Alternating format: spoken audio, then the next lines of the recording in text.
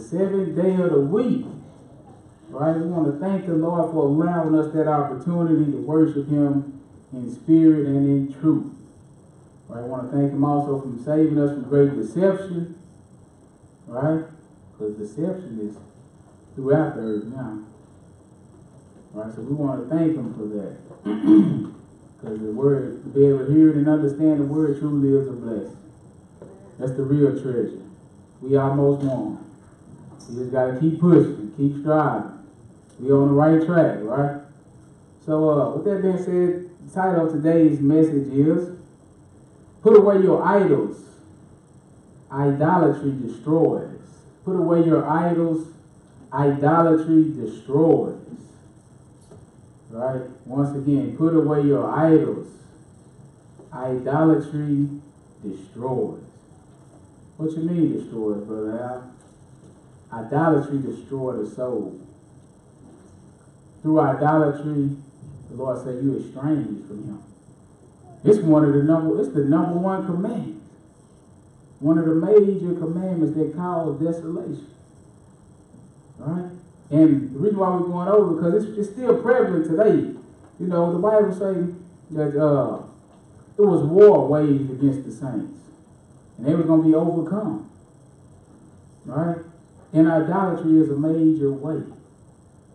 Right? Today we don't really, it's so subtle. It creeps up on us so subtly. Right? That a lot of times we can't even recognize it. Right?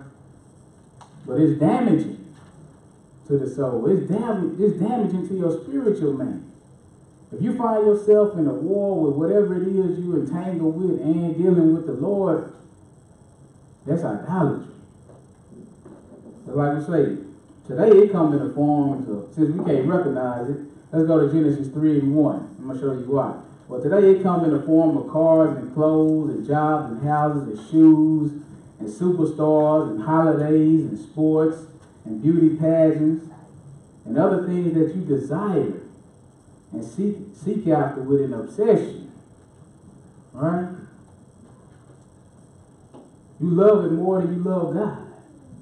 And you will be tested by the commandments. See, the commandments, that's the guideline. That's what's going to prove. You know, if you love the Lord more than whatever it is you desire, your lust are you going to be tested. And the only way you're going to overcome, you got to keep it real. Once you examine yourself, if you're not examining yourself, because you know what the Lord has told us about the mind. He said it's deceitful and desperately wicked. Who can know it? So if you're not self-analyzing, you're not analyzing yourself, and you're not critical, listen, it's going to be a good chance that you're going to indulge in some idolatry.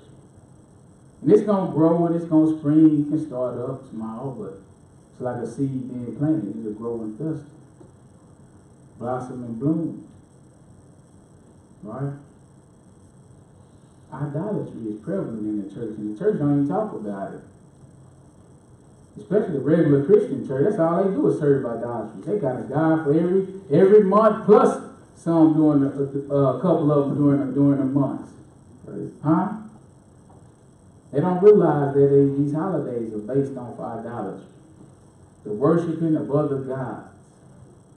When we think of idolatry, we think of simply just statues. But it's more than that. The worst idols are in your mind. The ones you don't see. Those are the ones that damage you. Those are the ones that kill your spiritual man. Those are the ones that kill you. See, we can knock down a statue. But how do we fix the idolatry that's in your mind? The only way you're going to fix it is by obeying the word. So we're at war, in case we didn't realize it. We ain't wearing army fatigue, right? We ain't coming with pistols and missiles and bombs and tanks. But we, just like when it's a regular war, they come with those materials. We need that stuff too for our soul. We need all the artillery that we can get. Because I don't know if y'all realize, but we got an enemy. The Bible says he don't get tired. He don't rest. He coming with wrath. He come with deception. And he got all wisdom. So it's nothing for him to deceive man. And he entice you. And that's our downfall. We get enticed and we go after those lusts and we get further and further away from God. And God done testified against us. You know what he said about his people? He said, we forget them days without number. Boy, that's cold. So many days we ain't even numbered. That's how he feels. But yet it's still so merciful to tell you to come back before it's too late. So let's start Genesis 3:1. I just want to show you really quick, why idolatry is up on us, and half the time we don't realize, because it's the oldest trick in the book. The first woman, right? It was up on her. She didn't even realize it. Right? So it's the same way today. Watch your blessings.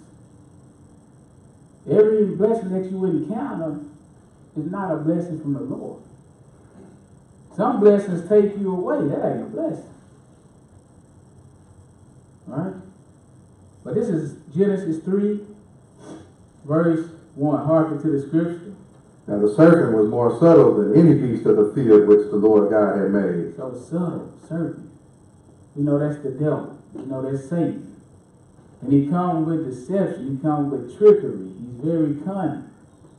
The beast of the field. Now, he ain't talking about cows and bulls and goats. Because what bull or goat that's ever been subtle? If they was, how would we know? Right. Huh? So these beasts of the field is talking about men. Ecclesiastes 3:18 will let you know men are nothing but beasts. Right? So the beast he's talking about here is men. Satan is more subtle than all men. You got to remember, he was with God for a long time. He know all the tricks. And he's not coming to you with just violence all the time. Right? Evilness consists of more than violence. Wickedness is more than just about being violent. Right? Sometimes it's very deceptive. So he is more subtle than any of us. Go ahead. And he said unto the woman, what? Yeah, hath God said, you shall not eat of every tree of the garden? Right, so he regurgitating the words of the Lord to this woman. I didn't want this, but it's still good too. Because he's showing you sometimes how he come at the saints. He regurgitating the words of God right back to him. He said, have God said? He asking her a question. He opening her mind. Is this what God said? What happened? And the woman said unto the serpent, Yes. We may eat of the fruit of the trees of the garden, but of the fruit of the tree which is in the midst of the garden, God has said, you shall not eat of it. So she know exactly what the Lord has said, right?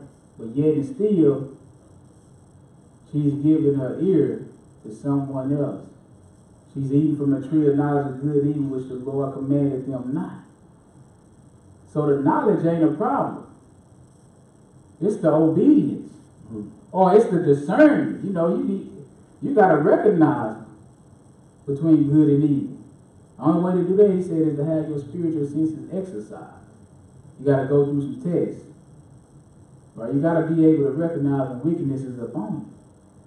Like my favorite example is about the two blessings with the job. See, God don't see things how man see. Like I say, let me go and give my example. You got two jobs. Man been unemployed for 17 months. Right? Family looking down on him. Right? So he got one job, $100,000. He worked every other Saturday. Right? He got another job off on the table, $40,000. No Sabbaths. You can keep all God's feast days. Right?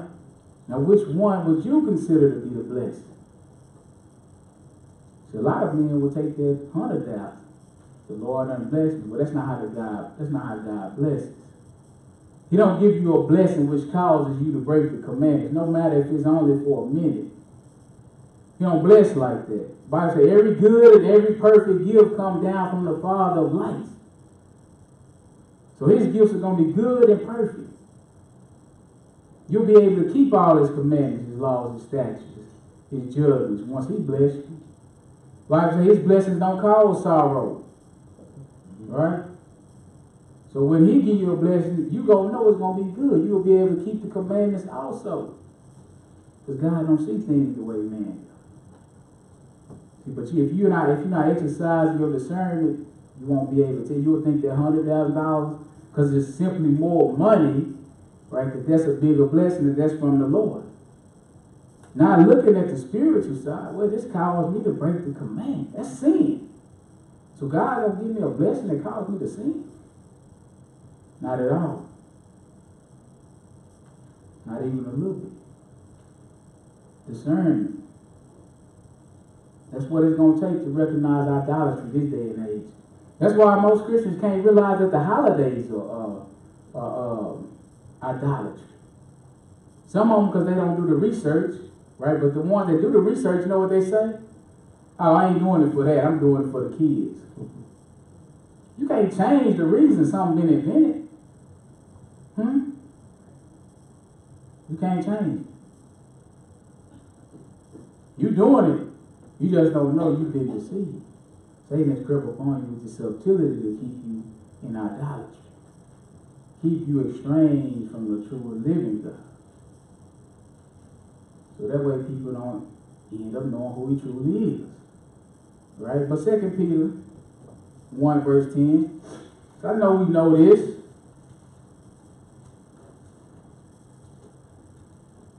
But when you was in school, you was getting ready to take a test, what they do? Give you a review. You want you to pass. So that's kind of where we at with 2 Peter 1, verse 10. 2 Peter 1, verse 10. Hearken to the scripture. Wherefore the rather, brethren, give diligence to make your calling and election sure. See, diligence. We don't do that a lot of times. We go and then we start serving God with all our might for a little bit, then we get comfortable and complacent. Once we do that, diligence has just left. It's receding. But he's telling you how to make your calling and election sure. That's why you weren't sure. If I die today, I don't know. You haven't given diligence to make your calling and your election, your salvation sure. You got something that's in the way. This is why we got so much fear. Lord tell you about perfect love, that cast out fear. I say, brother, Al, you ain't scared to teeth. At first I was. You know, but then after a while I realized this is what the Lord wants me to do. I don't have to be afraid. I'm just warning people from God. The Lord said, if you love me, keep my command. I know the Lord got his hand on me. Somebody got to do it right. He said the labors are few. So I don't fear anymore. I'm trying to walk in that love. Hearken to the scripture. For if you do these things, you shall never fall. For what? If you do these things, if you give diligence to make your calling and election sure, he said if you do that, you will never fall. You'll fall one time. Never fall. Never fall. Go ahead and read. For so an entrance shall be ministered unto you abundantly. What kind of entrance? Into the everlasting kingdom of our Lord and Savior, Jesus Christ. We have confidence when we read stuff like this. Stuff like this give me confidence, energy boost, right? A B12 shot. Right? Go ahead and read. Wherefore, I will not be negligent. Thank you. To put you always in remembrance of these things. See, he said, even he does say, I'm going to put you always in remembrance of these things. Go ahead. Though you know them and be established in the present truth. Yeah, see, though you know about idolatry and you established in the truth, I think it meet or it good to put you in remembrance. Because idolatry can creep up on us at any time, in any shape, form, or fashion. And if we're not looking at it through our spiritual eyes, we'll get caught up. All right? So let's go. We're going to deal with, let's start at John 1:1. Deal a little bit with the Lord. When he's first. John 1, verse 1.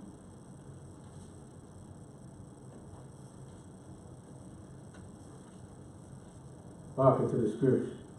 In the beginning was the Word. Yes, who was the Word? Go ahead. And the Word was with God. In the beginning, the Word was with God. And the Word was God. So the Word was with God, and the Word was God. Go ahead. The same was in the beginning with The God. same what was in the beginning with God? The same Word. Or the same individual who is known as the Word, which we know to be Christ. Go ahead. All things were made by him. Uh-huh. And without him was not anything made that was made. So all things were made by who? The Word. Christ. He said, without him, not anything was made that was made. Go ahead. In him was life. Yes. And the life was the light of men. That's right. In him was life, and the life was the light of men. Drop down to verse 10 so we can get a better idea of who this is. Go ahead. He was in the world. Yes. And the world was made by him. And the world knew him not. The world, this man did a lot of stuff. Right. He made the world. He said the world, and the world didn't know him. Go ahead. He came unto his own, and his own received him not. He came to his own people, and they didn't even receive him. All right. Go ahead. But as many as received him, What did he do? to them gave he power to become the sons of God, Mm-hmm. even to them that believe on his name, Go ahead and read. which were born not of the blood, nor of the will of the flesh, Yes. nor of the will of man, Uh-huh. but of God. But of the will of God. That's why we're going over idolatry. The will of God for your life is to fear God and keep his commandments. It's one commandment that's the Lord say that's considered the greatest commandment. We'll read it. What verse is that? We're on 14. That's good. Now let's get that commandment now. Pick me up at Mark the 12th chapter, verse 28.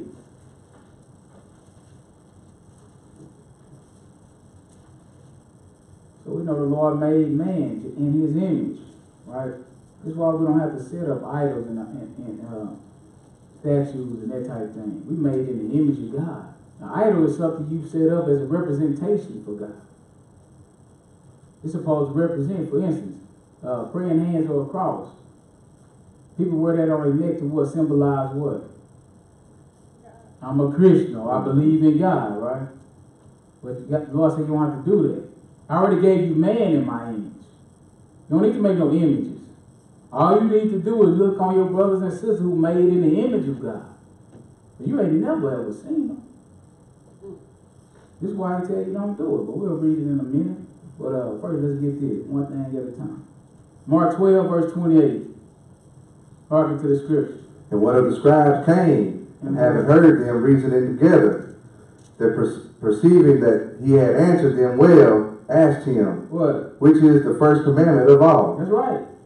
And Jesus answered That's him, what he want to know. What's the first commandment? Go ahead and read. the first of all the commandments is, Hear, O Israel, What? the Lord our God is one That's Lord. right. It's one Lord. We agree. Go ahead and read. And thou shalt love the Lord thy God with all thy heart, Uh-huh. and with all thy And soul, what else? and with all thy mind, And and with all thy strength. if you do that, it leaves no room for idolatry. This will exhaust you. Huh? It will. This will consume you. Right? It will be no room for nothing else. If you do this, your cup runneth over. Come on. You will be full of the knowledge of God. He said, with your heart, all your soul, all your mind, all your strength.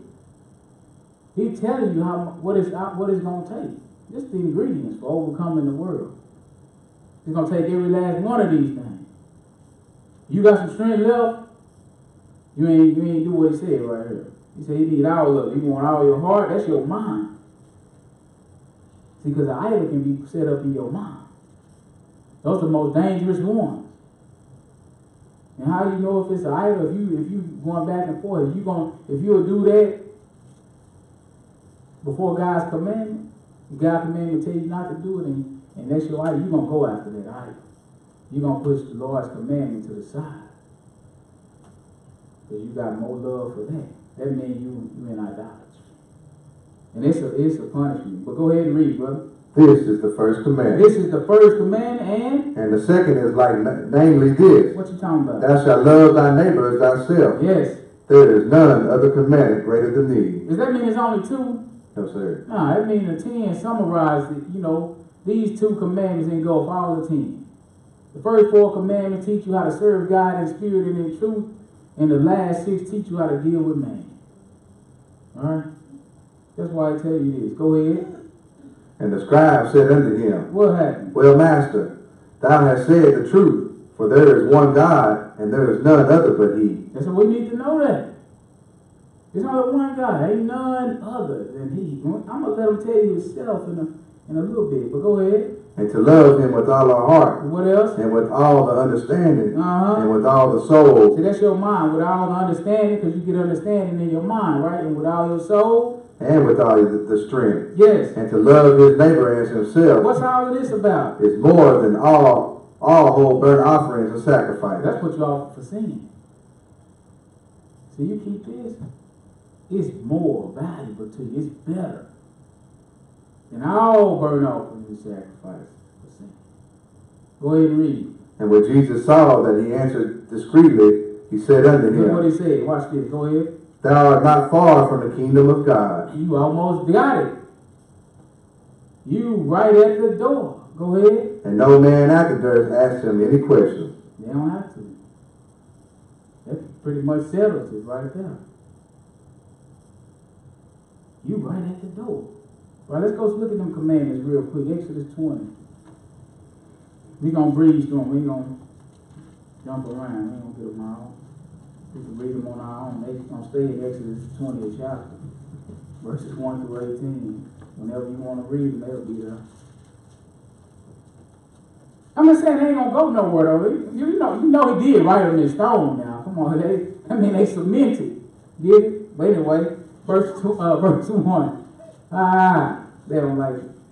Verse 1. Go ahead, Brian. You taking too long. You know I'll be rambling. Go ahead. And God spake all these words, saying. Who spoke what? God. Yeah.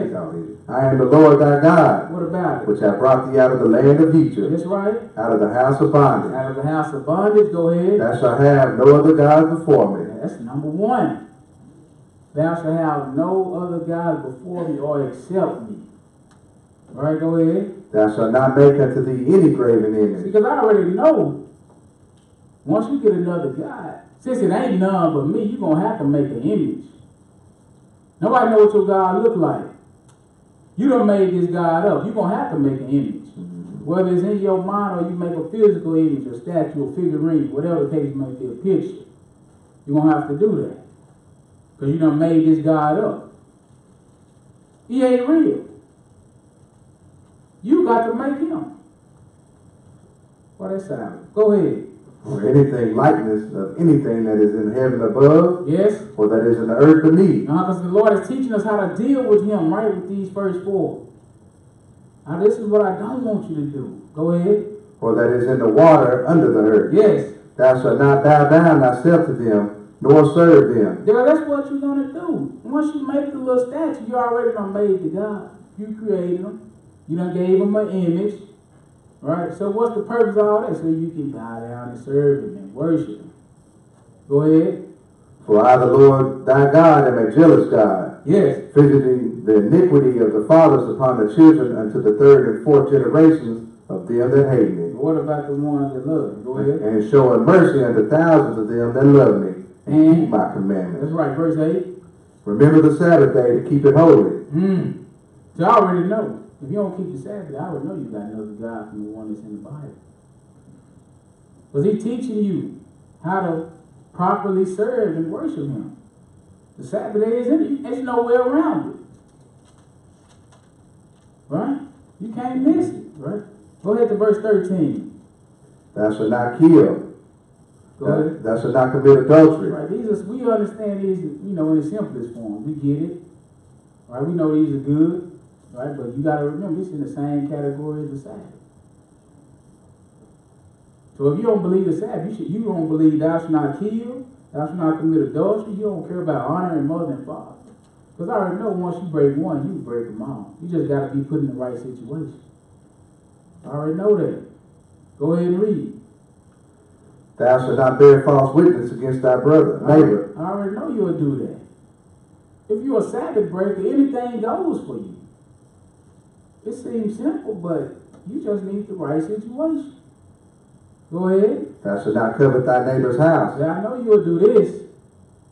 Thou shalt not covet, right? Thy neighbor's house. You can get your own. You don't have to desire his. You don't have to feel like have ill feelings towards him because of what he got. Put it in the work like he did. Go ahead. Thou shalt not covet thy neighbor's wife. Get your own wife. Come on. You ain't gotta look at his. It's only one. There's only one woman in the world. What's the problem? I'm just saying. Don't women outnumber me? Huh? For the most part. You got a better chance. And hurry up before these sodomites get them out. Go ahead and read. Nor his man serve. Yes. Nor his maid serve. Huh? Nor his ox. What? Nor his ass. What else? Nor anything that is thy neighbor. So the Lord telling you, don't covet a desire with ill will anything that's your neighbor. The earth is full enough. It's big enough for everybody. Right? To benefit. Right? So don't do it. These are the commandments, right? Let's go to Deuteronomy the 4th chapter. Let's show why he didn't want you to make no image.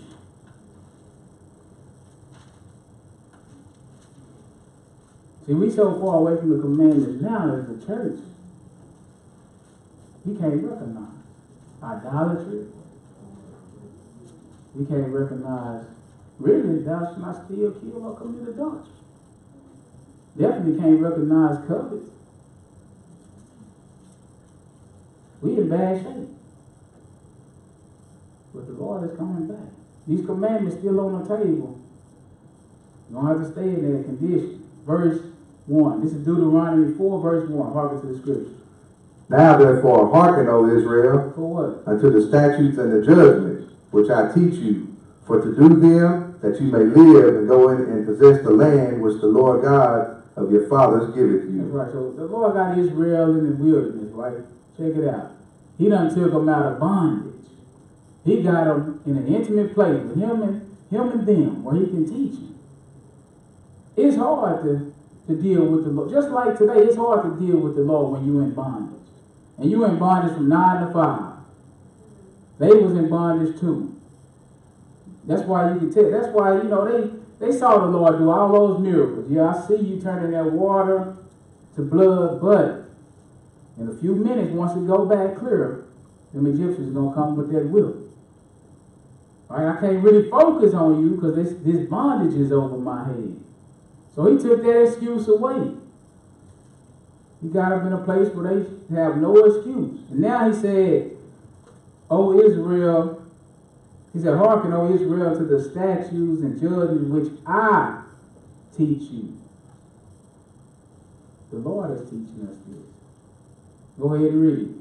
You shall not add unto the word which I command you, Yes. neither shall you diminish out from it. Go ahead and read. That you may keep the commandments of the Lord your God, which I command you. Mm-hmm. Your eyes have seen what the Lord did because of Baal Peor. For all the men that followed Baal Peor, the Lord thy God had destroyed them from among you. See, that's idolatry.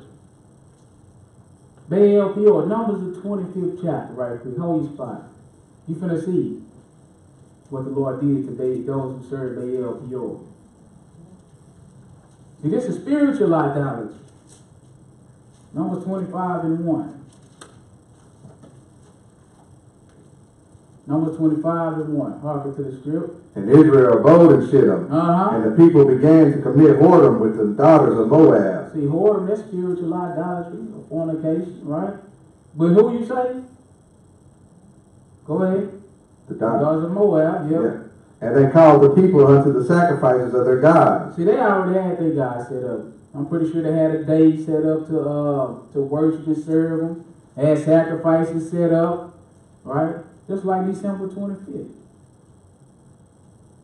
It's a day set up for God, for service and worship.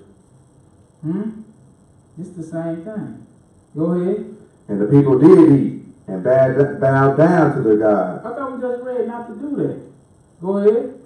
And Israel joined himself unto Baal Peor. And the anger of the Lord was kindled against Israel. For what? What is he tripping for? Because he already gave you commandments not to do it. See, he already taught you how to serve me, right? So I shouldn't have to keep on teaching you how to serve and worship the Lord in spirit and truth. He told you, thou shalt have no other God. Don't bow down before him. Don't make any graven images.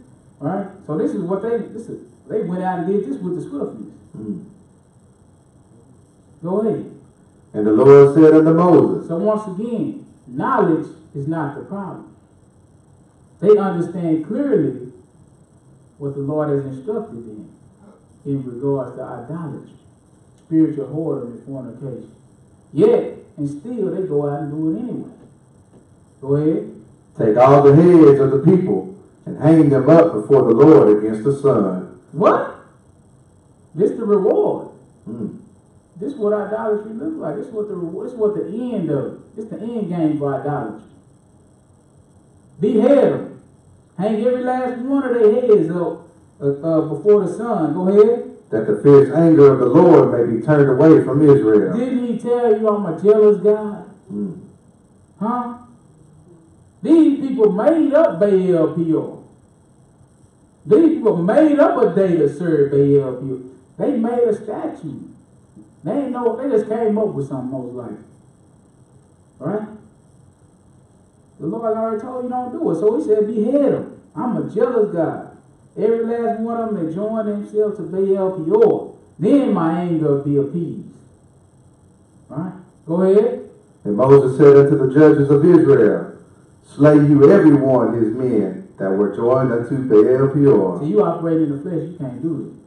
Because some of these people are going to be your brethren, your cousins, your sisters, right? He said slay them all. You know why Moses can do that? Because he followed the commandment when he said, serve the Lord with your whole heart, your whole mind, all your strength. Huh? That's the only reason he can do that. Because he killing people that look just like him. People of his own family. The 12 tribes. Slaughter. Right? Go ahead. And behold, one of the children of Israel came and brought unto his brethren a Midianitish woman in the sight of Moses. Wrong place, wrong time, all the time. They just finished beheading him. Poured him with Baal Peor. Then one gonna come in late. See, this is why he needs to be punctual. You know what I'm saying? He gonna come in late and doing wrong, right? So he flaunting his, right, in the sight of Moses and who else? All the congregation. You think ain't nothing gonna happen to him? Go ahead and read. And in the sight of all the congregation of the children of Israel. Yes, sir. Who were weeping before the door of the tabernacle of the congregation. Right, because they had just beheaded a whole lot of Israelites. So they weeping. Now you got him coming in wrong place, wrong time. Like you said, what happened? And when Phinehas, the son of Eleazar, the son of Aaron, the priest, saw it, what did he do? He rose up from among the congregation and took a javelin in his hand. Javelin or spear or sword or dagger. Go ahead. And he went after the man of Israel into the tent and thrust both of them through, the man of Israel and the woman through her belly. I thought you said thou shalt not kill.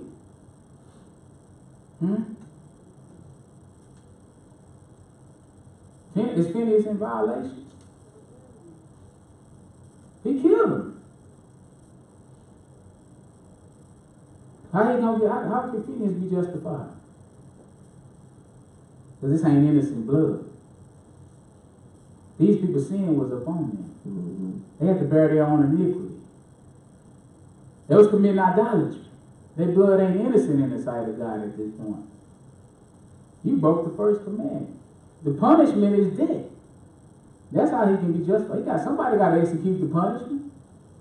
The punishment was death. So he thrust them both through and... So the plague was stayed from the children of Israel. Oh, go ahead and read. And those that died in the plague were 24,000. What? 24,000? That's a lot. That's one day. So you got 24,000 heads hanging up on the pole. That's a graveyard. 24,000 heads hanging up, plus these two. That's the Lord's fierce anger, though. That's why you can't play with God. It don't look like He playing with us. No. Keep playing.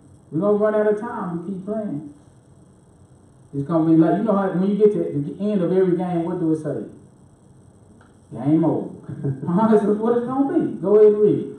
And the Lord spake unto Moses, saying, What? Phinehas, the son of Eleazar, the son of Aaron, the priest, have turned my wrath away from the children of Israel, while he was zealous for my sake among them. Yes.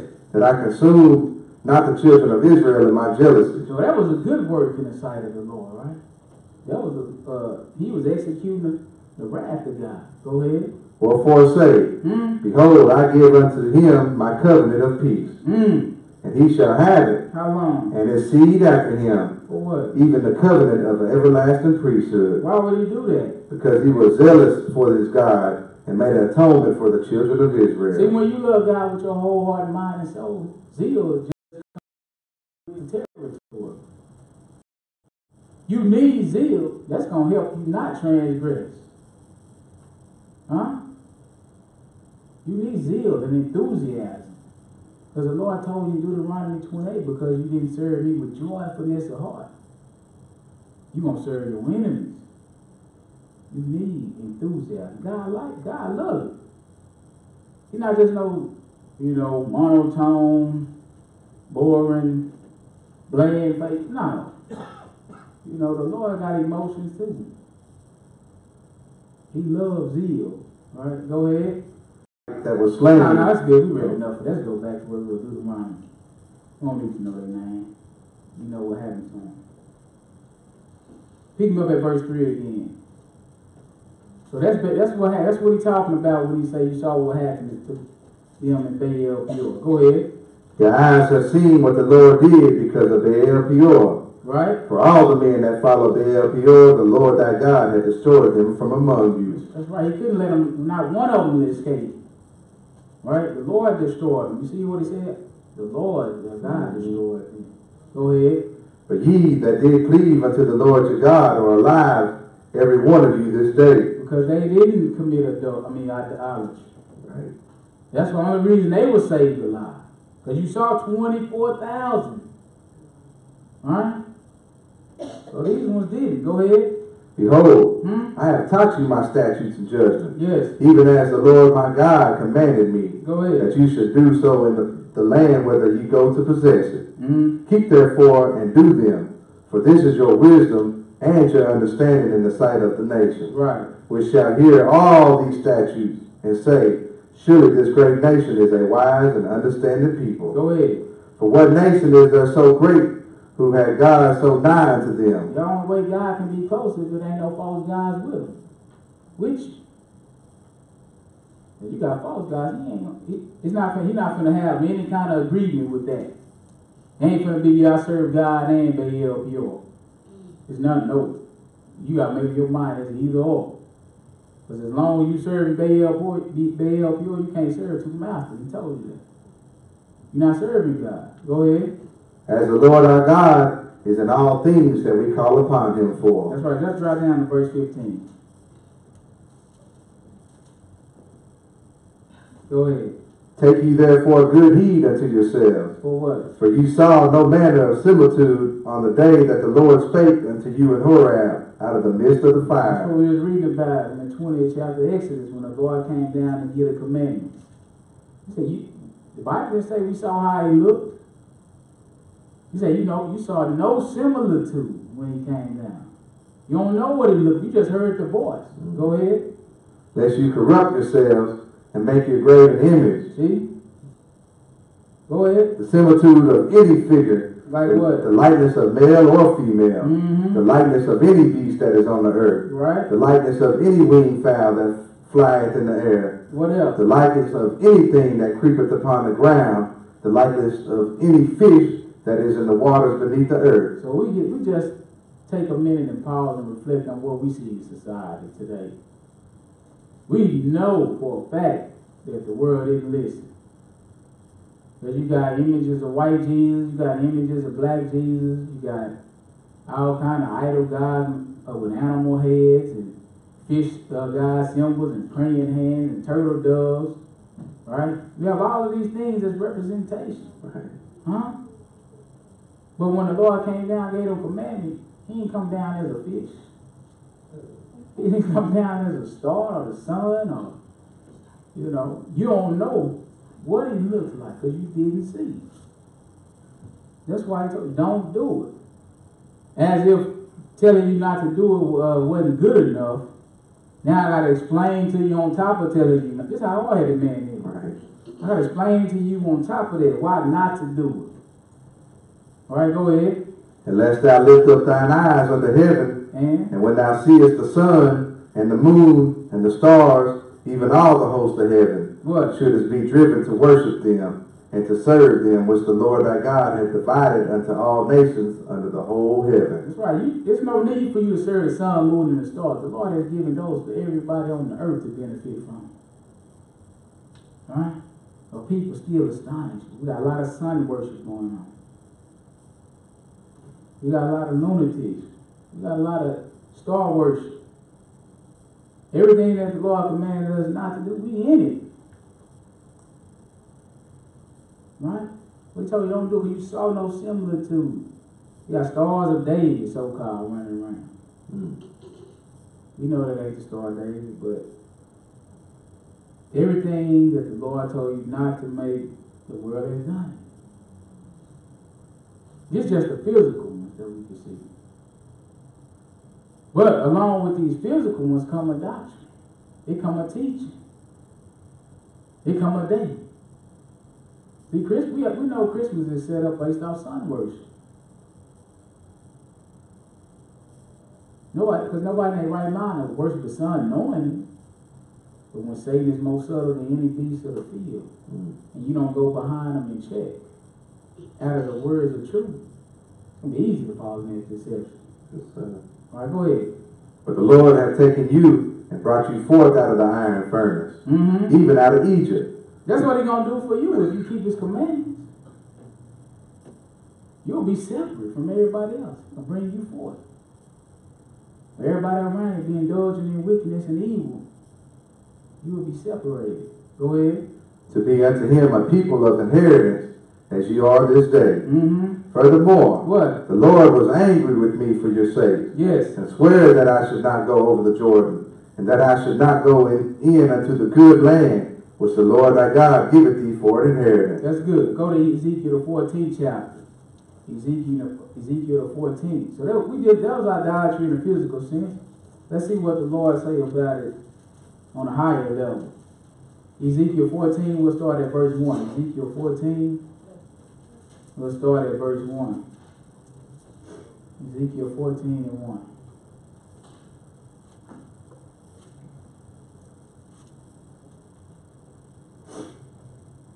Hearken to the scripture. Then came certain of the elders of Israel unto me. So you got certain of the elders of Israel. They coming and they sitting before Ezekiel the prophet, right? Go ahead. And sat before me. For what reason? And the word of the Lord came unto me, saying, Son of man, what happened? These men have set up their idols in their heart. Now they sitting before Ezekiel. He can't tell, based off just looking at them, that they idolaters. They elders. Probably being respected in Israel. Right? So Ezekiel looking at him, but the Lord whispering in his ear like, and I know he ain't literally whispering it, just the phrase I'm using, okay? So he said, Son of man, look, these ones coming to sit before you, they done set up idols in their heart, in their mind. All right, go ahead and read. And put the stumbling block of their iniquity before their face. And it's causing them to stumble, and it's iniquity. And they got it right before their face. Man, it's leading them. This is what lead and guides them. Go ahead. Should I be inquired of at all by them? So should I be inquired of by them? They got another God. Why don't they go to him? Huh? Why they coming to me? You already got another God. Go ahead. Therefore speak unto them. What you talking about? And say unto them. What? Thus saith the Lord God. What he say? Every man of the house of Israel that setteth up his idols in his heart, what happened? And putteth the stumbling block of his iniquity before his face. What do you do? And cometh to the prophet. So it's still gonna happen. If you come in here and you struggling, right, to hear the words of the Lord, if you got a fight going on within you, you have an idol in your mind. It's causing you to stumble. Right? You have to kick it and get rid of it before you end up like Baal Peor. Right? You see a lot of people in the truth, it's hard for them to focus. Something else got their attention.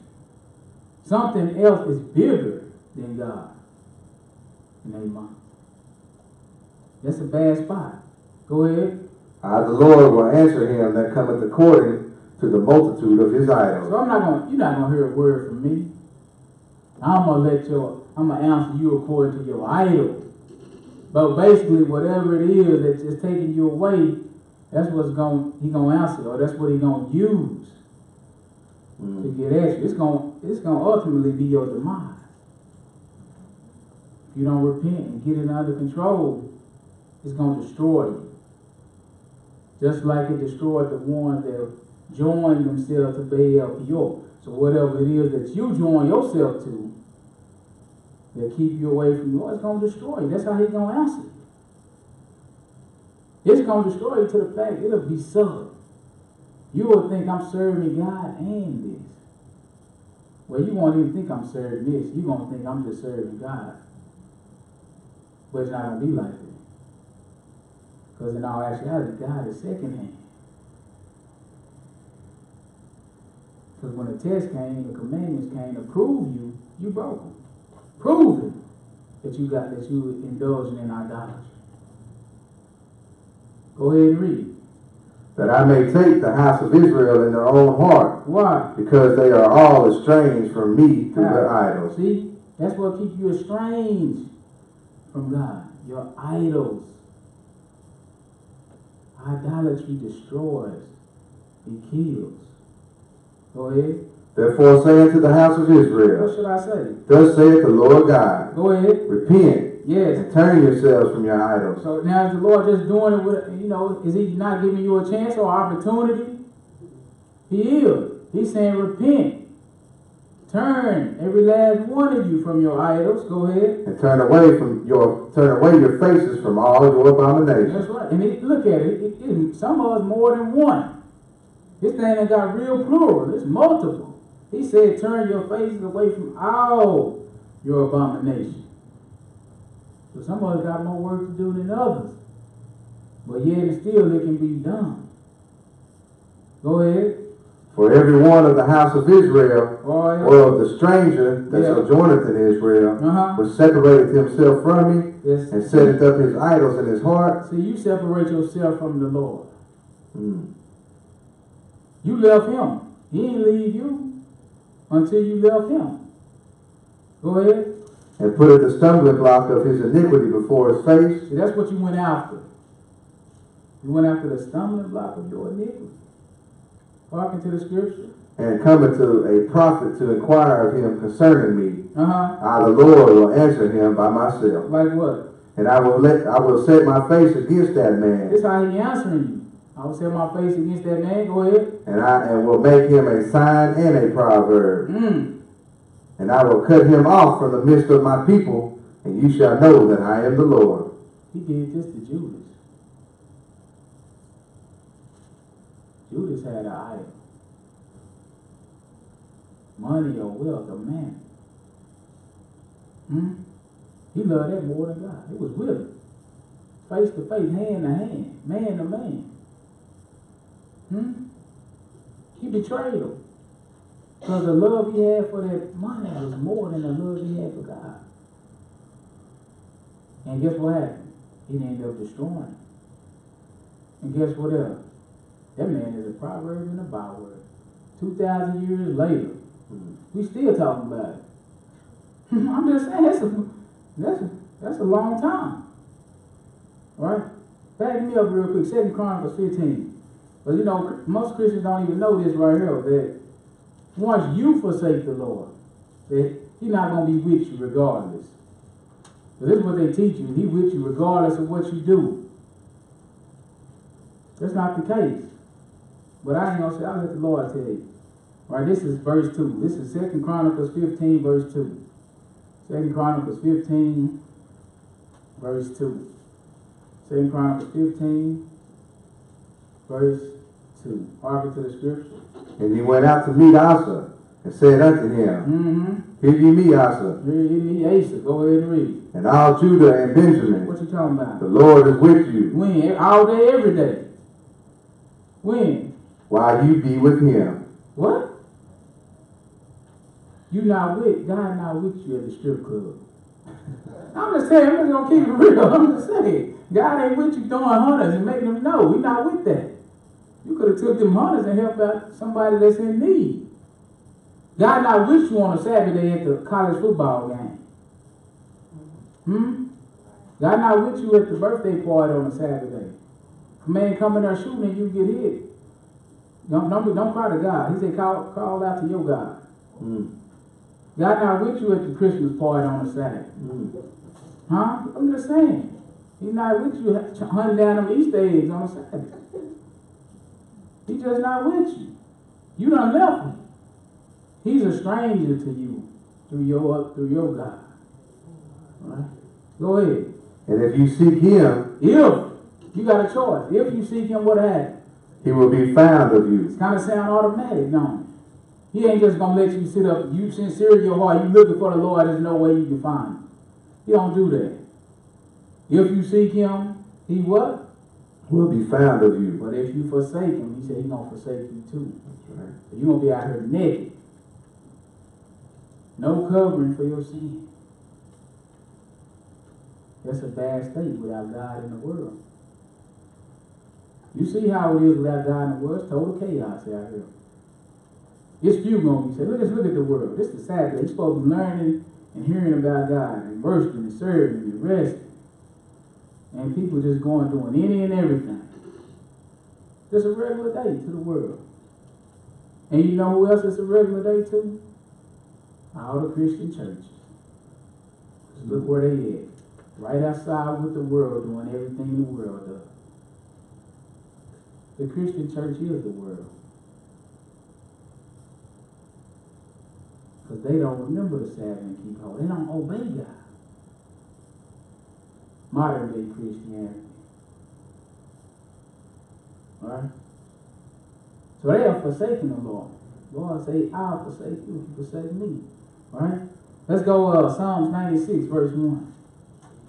He said, He God and there is none else. He wants us to know that. Psalms 96.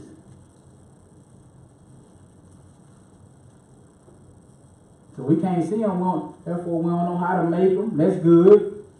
Right? So we can't come up with this like we made our God. Nah, he'll never have you say that. We drew them. No, you did. You never seen them. Right. God looks like God is everywhere. He's in the sun and the moon and the stars and the seas. He's all in between. You still don't know what he looks like. He ain't no star, right? He ain't no turtle dove, no fish. He ain't none of that. Tricks on you. Right? Verse 1, go ahead. Oh, sing unto the Lord a new song. That's right. Sing unto the Lord all the earth. That's right. Come on, read. Sing unto the Lord. Bless his name. Yes. Show forth his salvation from day to day. What else? Declare his glory among the heathen. Yeah, but they don't know. Go ahead and read. His wonders among all people. All the world needs to know about his wondrous works. Go ahead. For the Lord is great. Yes. And greatly to be praised. Because you saw some of the things he did. He made the heaven and the earth. All right, we'll look at that in a minute too. Go ahead. He is to be feared above all gods. Go ahead. For all the gods of the nations are idols. So the Lord ain't saying that those gods are real. He just told you what they are. What you say about all the gods of the nation? Are idols. Nothingness. Vanity. Every god they can come up with is an idol. Every last one of them had to be created by man. They're idols. All the gods of the nations are idols. Go ahead. But the Lord has made the heavens. The Lord has made the heavens, yes. Honor and majesty are before him. Strength and beauty are in his sanctuary. That's right. So all the gods of the idols, all the gods of the nations are idols. But the true and living, they made the heavens. He lets you know it ain't none but me. Pick me up that I said in the nations, they still serving these idols. They ain't changed. Isaiah 45 and 5. They hanging on to these idols. And they idol ain't claim to do nothing like the true living God is claiming. They gods don't even say they the only one. They cool with sharing. They so weak, we need one for the water. We need one for the air and fire. We need one that looks like a fish. I'm just saying, they guys weak. You don't got no power. You know you weak when man gotta make it. Verse 5, go ahead and read. I am the Lord. What happened? And there is none else. What you mean? There is no God beside me. That's right. That's why I can tell you all the gods of the nations are idols. Ain't none beside me. Do you know one? Go ahead. I girded thee, though thou hast not known me. See, man, they make their gods. But our God has made man. He said, I girded you, I made you. Even though you ain't known me, that's what I do. I made you. Create everything for myself. Go ahead. That they may know from the rising of the sun and from the west, what? There is none beside me. Yes. I am the Lord, and there is none else. What you do? I form the light. I create darkness. So, go ahead. I make peace and create evil. What? I thought Satan did that. Our God is all powerful. What his name is Almighty. He said, I make peace, I create evil, I form the light. See, he do things we can't even imagine. Right. Somebody just tell them how light is made. Go ask the scientists. I promise you they won't come up with a lie. Oh yeah, it's reflecting off the, but go sit down. I'm just saying, stop lying. Go ahead. I, the Lord, do all these things. You do all these things? What else you do? Drop down, ye heavens, from above, and let the skies pour down righteousness. Yeah. So who give us righteousness? How do we know right from wrong? The Lord pour it down. All right? I mean, he set up the rules to this thing. Go ahead. Let the earth open, and let them bring forth salvation. He brings forth salvation, too. I don't know no other guys talking about they say they people. Really, man just use God as a blessing. That's all they're looking for. To be blessed physically. To have increase. Right? That's why they come up with all these different gods and these different teachings regarding. If we do this will appease the God of rain. I'm just saying. Stop it. Go ahead. And let righteousness spring up together. What? I, the Lord, have created it. So who created righteousness? Lord. Told. Go ahead and read. Woe unto him that striveth with his maker. Now that's pretty much what the world is. Whatever the Lord say, now we doing opposite. They said, woe to him. You in trouble. You in danger. It's a warning to you that strive with the maker. Go ahead. Let the potsherds strive with the potsherds on the earth. So the best thing you could do is strive with man. That's what you need to do. That's the best thing you need to do. Don't try to strive with the Lord. You need to strive with the other man. That's your best bet. Go ahead. You out of your league. Go ahead. Shall the clay say to him that fashioned it, what makest thou? Or thy work? He hath no hands. Woe unto him that saith unto his father, what begettest thou? That's right. So I just want to know which one of the children, before they even been born, could say, don't make me. Now one of them. Don't have control over it like that. The Lord said, it's the same way. He said, how you going to strive with the maker? How you going to question me? I made you. Go ahead. Or to the woman. Or to his mother. Go ahead. What hast thou brought forth? Right. So which one of the newborn, even a newborn baby, which one of them can say, what you done brought forth? Or what you bring me forth for? They come out, they can't even talk. I'm just saying, the Lord he's smooth with this here. Go ahead. What verse is that, 10? Yes, sir. No, that's good. Let's go into Isaiah 46. Verse 12 tells you, he done made the earth. He created man upon it. He said, my hands have stretched out the heavens, and all their hosts I command. The sun, the moon, and the stars, they obey him. All right? Matter of fact, back up. I forgot to get this right here, 15. Because he's going to tell you about the ones dealing with other gods. Go ahead. Verse 15. Yes, sir. Verily thou art a God that hidest thyself. Because we don't see him. You don't need to try to make no images, right? Go ahead. O God of Israel, Yes. the Savior. The who? The Savior. I thought the Savior was the Creator. He's talking about the God of Israel. They one and the same. Go ahead and read. That's a surprise. To a lot of people, that's a surprise. That's a shock.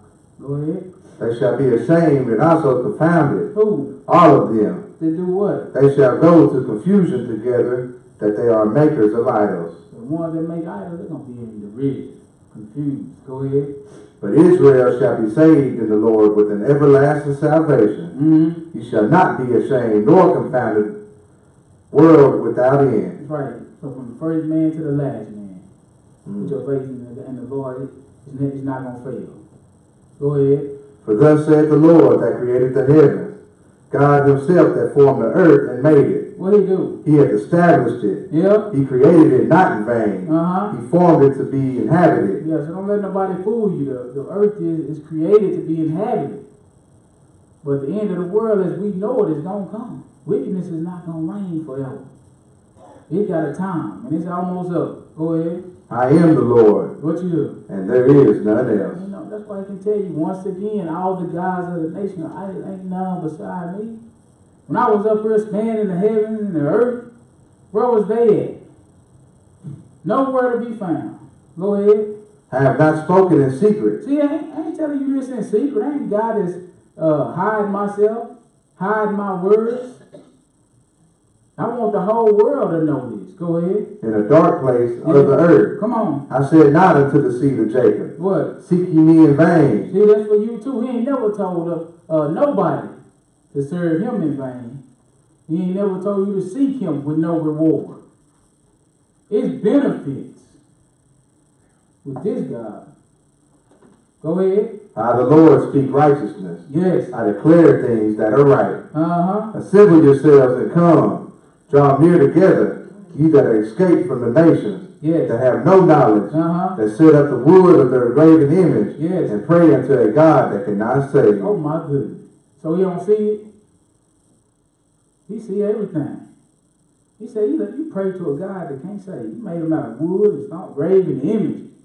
But he said, assemble yourselves together and come, draw near, you that are escaped out of the nations. That's us. We don't have to serve white Jesus no more on Sunday and Christmas and Easter. Huh? We don't have to buy white dresses and ruffled socks and Easter egg baskets. Huh? We don't have to paint eggs. We don't have to do nothing. That's foolish.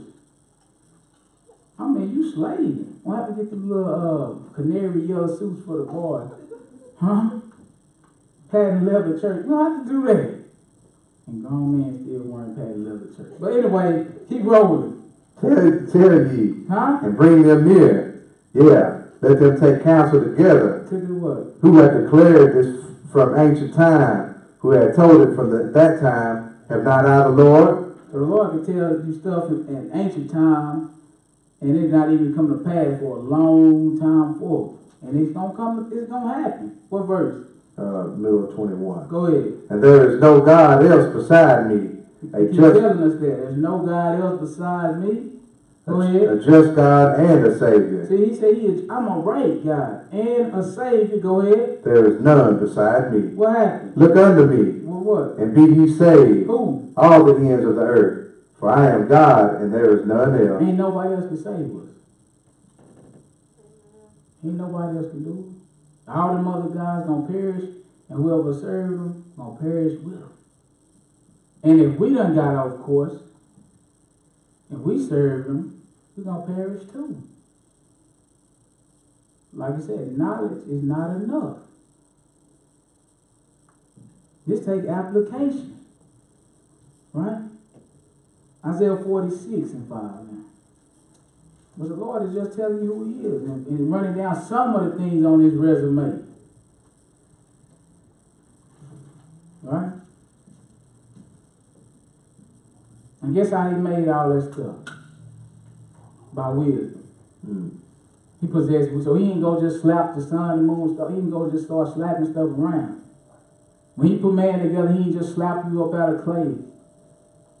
Right? He precise. He a scientist. He got wisdom, knowledge, and understanding. When he made you, you could see your body witness that. Right? Verse 5. Go ahead. To whom will you liken me and make me equal? So that's what the Lord asked. Who you going to like unto me? Who else made the heavens? Or who was with me? Who you going to make equal with me? Who did the same type of work? Or who can do the same type of works that I do? Go ahead. And compare me. What can you compare him to? That's why I tell you don't make them graven images. Them little statues. Don't set up idols in your mind. Because what you comparing the Lord to? Name something else on that level. Go ahead. That we may be like. Yeah. They lavish gold out of the bag and weigh silver in the balance and hire a goldsmith. You do what? And he maketh it a god. They fall down. So once again, as you can see, man is making his God. And after he made it, you say he did what? They fall down. Yeah, they worship. Oh my goodness. Go ahead and read. They bear him upon the shoulder. They carry him upon the shoulder. Because he can't fly, he can't teleport, he can't do nothing. I'm just saying. Huh? He weak. Go ahead. They carry him and set him in his place. And do he move? And he standeth from his place shall he not remove. Yeah, one shall cry to him, yet he cannot answer, nor save him out of his trouble. Because an idol is nothing. You the one give the idol power by bowing yourself down and worshiping it. And yet still they can't hear you. They can't save you out of your trouble. It's just like you praying to this pole. See if this pole help you. I'm just saying, what's the pole gonna do? Then you look at the image of the pole and you make you a miniature pole and you take it and set it up in your house and you gonna pray and bow down to it. Go ahead. Remember this. And then you wonder why your prayers ain't being heard. It's a domino effect. You a sinner. You broke the first commandment. The Lord ain't even hearing your prayers, let alone you're not even praying to him. Right? Go ahead. You praying to that pole, you just call it Lord. I'm just saying. Go ahead. Remember this. What? And show yourselves men. Bring it again to mind, O you transgressors. Remember the former things of old. Yes. For I am God, and there is none else. Yes. Remember the former things. All he wants you to remember is the command. He told you, remove not the old man one. Remember it. Go ahead. Just like remember the Sabbath. Keep it holy. Go ahead. I am God. What else? And there is none like me. What you talking about? Declaring the end from the beginning. Now, which one of them guys that you made can do that? You already know how the world gonna end. One up, Buddha. But they still feeding them. They making a little statue, put food in front of them. I just want to know when do he eat. Somebody please take a picture. When you see him eat it, just snap. Give me a photo. Somewhere, anywhere in the world. It's a whole lot of little Buddha statues. And all the rest of them too. Go ahead. And from ancient times, the things that are not yet done. See, I call it the ancient times, things that haven't even come to pass yet. And what else? Saying, my counsel shall stand. And I'm going to call them and nobody will be able to stop me. It's going to happen. Go ahead. And I will do all my pleasure. And I'm going to do all my pleasure. Nobody will be able to stop me. Right, Jeremiah 2. So all the gods of the nations are idols. But from ancient times to now, the Lord wants you to know this, what we're about to read. Because you saw in the ancient times, one of the gods they were serving was Baal. He's just a son of God. But look, what he's going to tell you. Verse 9. Harken to the scripture. Wherefore, what? I will yet plead with you, saith the Lord, Okay. and with your children. Yes. Children's children will I plead. Go ahead. For pass over the isles of Chittim, and see, and send unto Kedar, and consider diligently, what? And see if there be such a thing. Such a thing like what? Had a nation changed their God? So I want you to go near and far, to and fro, and see if any nation has changed their gods. And remember what he told you about the gods of the nation. He said they all idols. So they've been serving idols from a long time until now. He said, have any nation changed their gods? Go ahead. Which are yet no God? Which are no God. Go ahead. But my people have changed their glory for that which doeth not profit. So Israel, the Lord's people, the Lord's chosen, is the only one that changed their God. Only problem with that is they the only one that has the true and living God. The Savior of Israel, the Holy One, the one that said he made the heavens and the earth and put man on it. That's the God Israel had. And they the only nation that doesn't change. So everybody still got their gods. They might not call them by the same name now, but the traditions, the principles, is still the same. Go ahead. Be astonished, what? O you heavens, Why? at this, and be horribly afraid. Be you very desolate, saith the Lord. For what? For my people have committed two evils. They have forsaken me, the fountain of the living waters. That's right, that's who the Lord is. He's the only one that can give you eternal life. Go ahead. And hewed them out cisterns, broken cisterns, which can do what? And can hold no water. Can't give you life. You don't traded the true and living God for an idol. Something can't even help you. You don't serve the true and living. You traded him in for money. Money can only help you so far. You might get a disease that money can't fix. Now what? It can't save you out of that condition. It's only so much. And then guess what about money?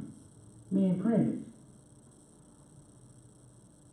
Once again, men have made. And on what they put, what they write on the money. In God we trust. But they ain't talking about the God that made the heavens and the earth. They talking about the God of this world. Because the God of this world give you that money, let you go lusting in a whoring after it. If your lust is strong enough for that money, you're going to break these commandments. Because you're going to see that more valuable. The Lord already warning us about that. But he said, riches can't profit you in the day of evil. Only so much. What verse you at? 14. Okay, that's good. Let's go to 1 Corinthians 10 and 19. So nobody has changed their gods.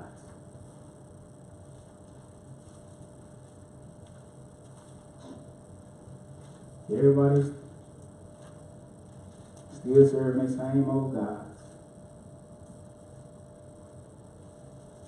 1 Corinthians 10, 19. Harken to the scripture. What say I then? What you talking about? That the idol is anything. So we know that now the Lord been answering this question for us already, correct? Yes, sir. He told you what about an idol? That it's nothing. Right? So that's why he come back and ask you the same thing. He said, what I say then is an idol anything? We know it's no. Go ahead. Or that which is offered and sacrificed to idols is anything. It's nothing too. What they offer and sacrifice to idols is nothing. An apple is still an apple. Right? Go ahead. But I say what? That the things which the Gentiles sacrifice, what they do? They sacrifice to devils and not to God. And I would not that ye should not have fellowship with devils. See, I would not that ye should have, I don't have fellowship with devils. I don't want you to have fellowship with devils. The thing with the Gentile sacrifice or the other nations, because every nation don't have, all their gods are idols. You know, and behind it being an idol is satanic worship. You paying homage to the devil. That's what he really telling us. You're not serving the Lord, you're serving devils. And I don't want you to have fellowship with devils. Go ahead. You cannot drink the cup of the Lord and the cup of devils. Yes. You cannot be partakers of the Lord's table and the table of devils. Show you why. Revelations 3. You can't do them both. You can try, but you'll be the first man ever to defy the words of the Bible. I'm saying it's probably not going to be good for you still. You just can't have it. Revelations 3, verse 14. So you can't eat at the Lord's table and the table of devils. You can't do them both. This is what it's going to cause you to be if you do. Go ahead and read. And unto the angel of the church of the Laodiceans, right? These things said the Amen. What did he say? The faithful and true witness, the beginning of the creation of God. Go ahead. I know thy works. What else you know? That thou art neither cold nor hot. I would that thou wert cold or hot. See, I wish you would pick a side.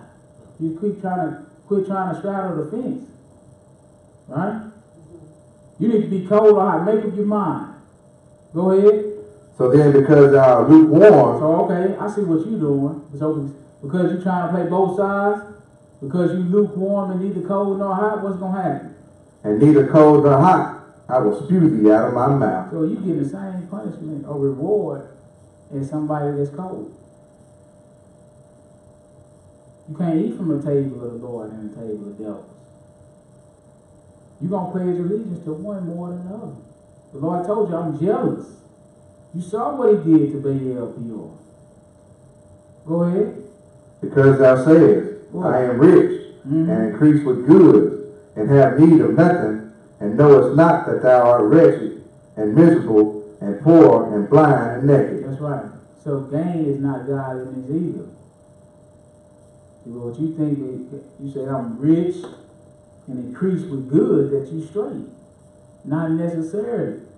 Because he said you don't recognize that, your spiritual man, you wretched, you miserable, you poor, you blind and naked. That's your state, that's your condition without God in this world. So you got to see past the physical gain. And you got to see past them physical lust and desire. But that don't mean you good just because you increasing in the world. If you ain't increasing spiritual, if you ain't rich toward God as well. You can't eat from the cup of the Lord and the cup of devils. That's going to make you lukewarm. All right? Deuteronomy 12. And being lukewarm is the same reward as being cold. Deuteronomy 12, verse 29. So the most powerful idol that we're dealing with is the idol in our mind. Because in the truth, we ain't too much putting up statues and, Jesus pictures and wearing Jesus chains and praying hands. We really ain't doing that. But we got to be aware of what we are doing. Right? We got to be careful what we are indulging in. Because idols are powerful. Lust and desire are powerful. Especially when you got a supernatural being pushing it on you. And making it more appealing to you. Right? I told you what verse? Verse 29. Yes, sir. Go ahead. When the Lord thy God shall cut off the nations from before thee, whether thou goest to possess them, yes, sir, and thou succeedest them, and dwellest in their land, take heed to thyself that thou be not snared by following them. That's right. I don't want you to be snared or trapped by following what they do. Go ahead. After that they be destroyed from before thee. Yes. And that thou inquire not after their gods, saying, what? How did these nations serve their God? What happened? Even so will I do likewise. So you don't have to ask that question because I've already instructed you on how to serve me. The first 4 commandments tell you how to serve me in spirit and truth. So don't be snared or trapped by these other nations inquiring how they serve their gods, and you'll serve the Lord likewise. Why not? Go ahead. Thou shalt not do so unto the Lord thy God, for every abomination to the Lord which he hateth, have they done unto their gods. See, the service they provide to their God, it's abominable. The Lord hates it. Well, he don't want you to serve him in the same manner, the same capacity. Go ahead. For even their sons and their daughters they have burnt in the fire of their gods. This how far they'll go. And this how far you will go. This how far idolatry will take you. This how far left, off course, it'll take you. Man, your son and your daughter, that's one of the most precious things to you. And you giving it up. That's powerful. So don't think it can't touch you. Especially when it's so subtle in the world today. We have to exercise our spiritual senses so we can discern between good and evil, right and wrong. Not according to man, but according to God. So don't serve him like the other nations serve their God. Go ahead. What things soever I command you, do it. Observe to do it. See, that's what he wants you to do. Whatsoever thing I command you, you observe that and you do that. Go ahead. Thou shalt not add thereto, nor diminish from it. See, that's how we get things like Christmas and Easter. That's added. It don't have nothing to do with that. We can't find it in the Bible. He said 3 days and 3 nights, not a day and a half. If you can't do 3 days and 3 nights, you're 72 hours. Not 36. You short. Right? No, because people could, well, they come up with every excuse too. Oh no, the days, my mom hit me with that. Mom, cover your ears. Anyway, she said, I was telling you 3 days and 3 nights. She like, the days ain't the same back, as they were. When did they get shorter or longer? When did they change? I just need to know the documented time they changed so I can go see. Right? So the Lord, he's smart. He put scripture in there saying everything is the same as it was since the fathers fell asleep. They covered that. Come on, new excuse. I need something else. Right? Right, new excuse. I ain't gonna tell no more, but anyway, because I don't want to get in trouble. But that's enough. But I'm just saying how people come up with excuses. Right? Because that's what you gotta do. When the truth hits you, and you gotta make up something. That's how it is. That's why they make up gods. I'm just saying. It's the truth. What verse you at? That's it. Okay, let's move on. Let's go Jeremiah the 10th chapter. 3 days and 3 nights. See, when people don't know where to find the answer, they don't want to search the scriptures. That's where you're going to find the answer. You come up with something.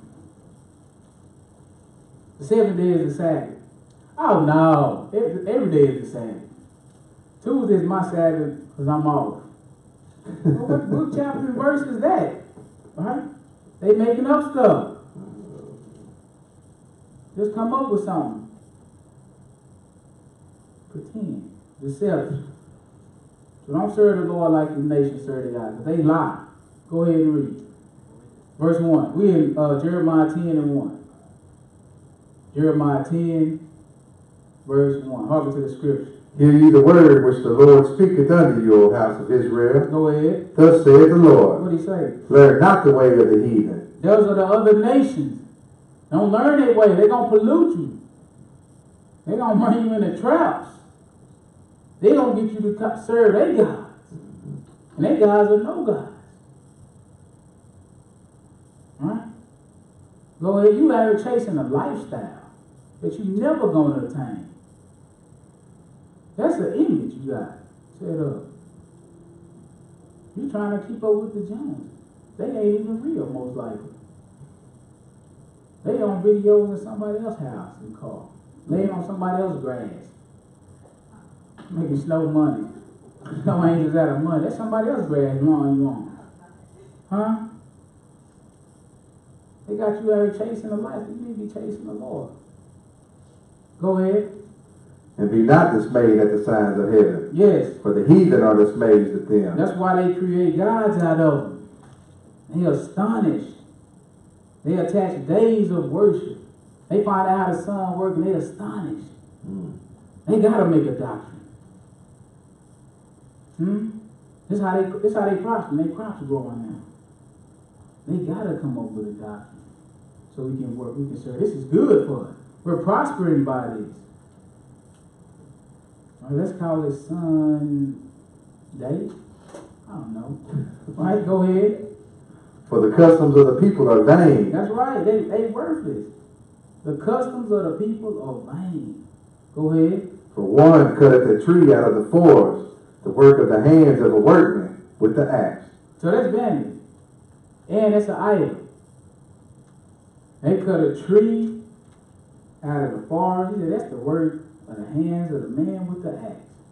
Is that it? No, sir. What you talking about? They deck it with silver and with gold. So let's just sit back and take this in. You cut a tree. We need to see. We still see. Let's see if we see this in the world today. Cut a tree out of the midst of the forest. Set it up. You got to carry it wherever it is you want to take it, because you don't want it to stay there, obviously, because you cut it down, right? So you take it wherever you want it to go or be. And you decorate it. That's what decking means, with silver, with gold, right? Now they put the little, what you call that stuff now? The little go all around the tree, little wreath like that. I don't know what that stuff is. You know that them, anyway, y'all know what I'm talking about. Don't act like you ain't never seen this. Everybody acting brand new. Like, I know what you're talking about. By yourself on this. Oh, you ain't never put this silver and gold on that tree? So I'm by myself. Y'all be tripping. Go ahead. They fasten it with nails and with hammers. You know you're supposed to tell the truth now, don't you? You know that. So they deck it with silver and gold, and they fasten it with nails and with hammers. For what reason? That it move not. Okay, so now in my days, we had a little stand. You know, you put it in, you put the tree in the middle, you screw them things in there, you know. Oh, now y'all know what I'm talking about. Oh, okay, I knew I'd get you. But he said they do it, that it move not. This is a custom of the people of the nation. Remember about the nations, what he tell you? He said, number one, don't serve me like they serve their God. And he said, they ain't never changed their God. And he said, all their gods are idols. Right? That's why they got to carry, why you got to decorate. Which one of y'all didn't clothe the true living God? What kind of fragrances you gave him? What kind of shoes did you clothe him with? You can't. But when you make up gods, you can do whatever you want to. You have a power over them. All right? But go ahead. They are upright as a palm tree, but speak not. They must needs be born because they cannot go. See, we know this custom today as what? They know. It's Christmas, right? It's the only time you will see Christmas in the Bible. The Lord telling you not to do it. Except in Isaiah 44 when he tells you they serve trees again. They make gods out of it. Alright? So, since the Lord done told the world not to do it, what happened? Everybody's in on it. And the thing is, all the nations agree that this one time a year. All the religions can come together and agree on this one thing. Christmas. And you know it's for atheists. You don't even believe in God. They got a tree up.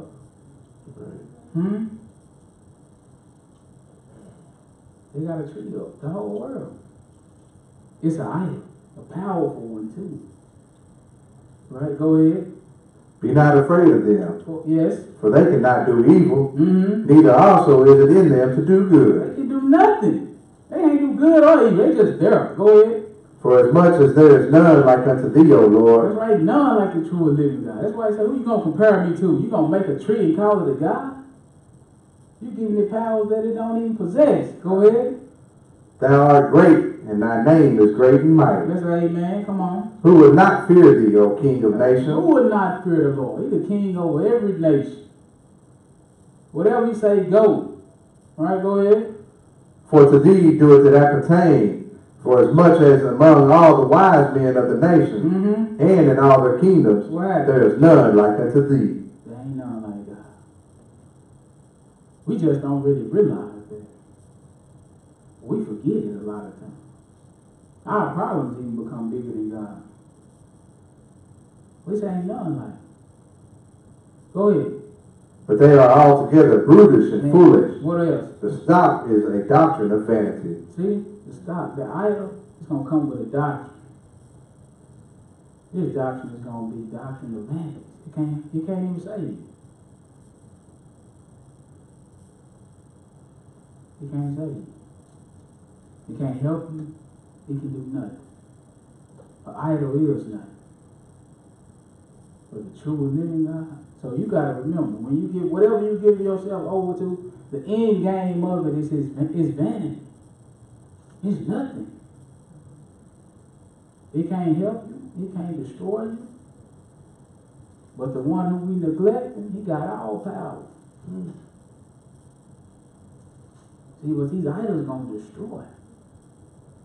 They're going to destroy our physical man. Our spiritual man. They're going to destroy your soul. Right? Let's go to Romans 1 and 18. Because man, we at the point. It's pretty much idolatry everywhere you go. Every corner you been. That's all you're going to run into. It's weird to serve the true and living God in this society. That's odd. Where did you come from?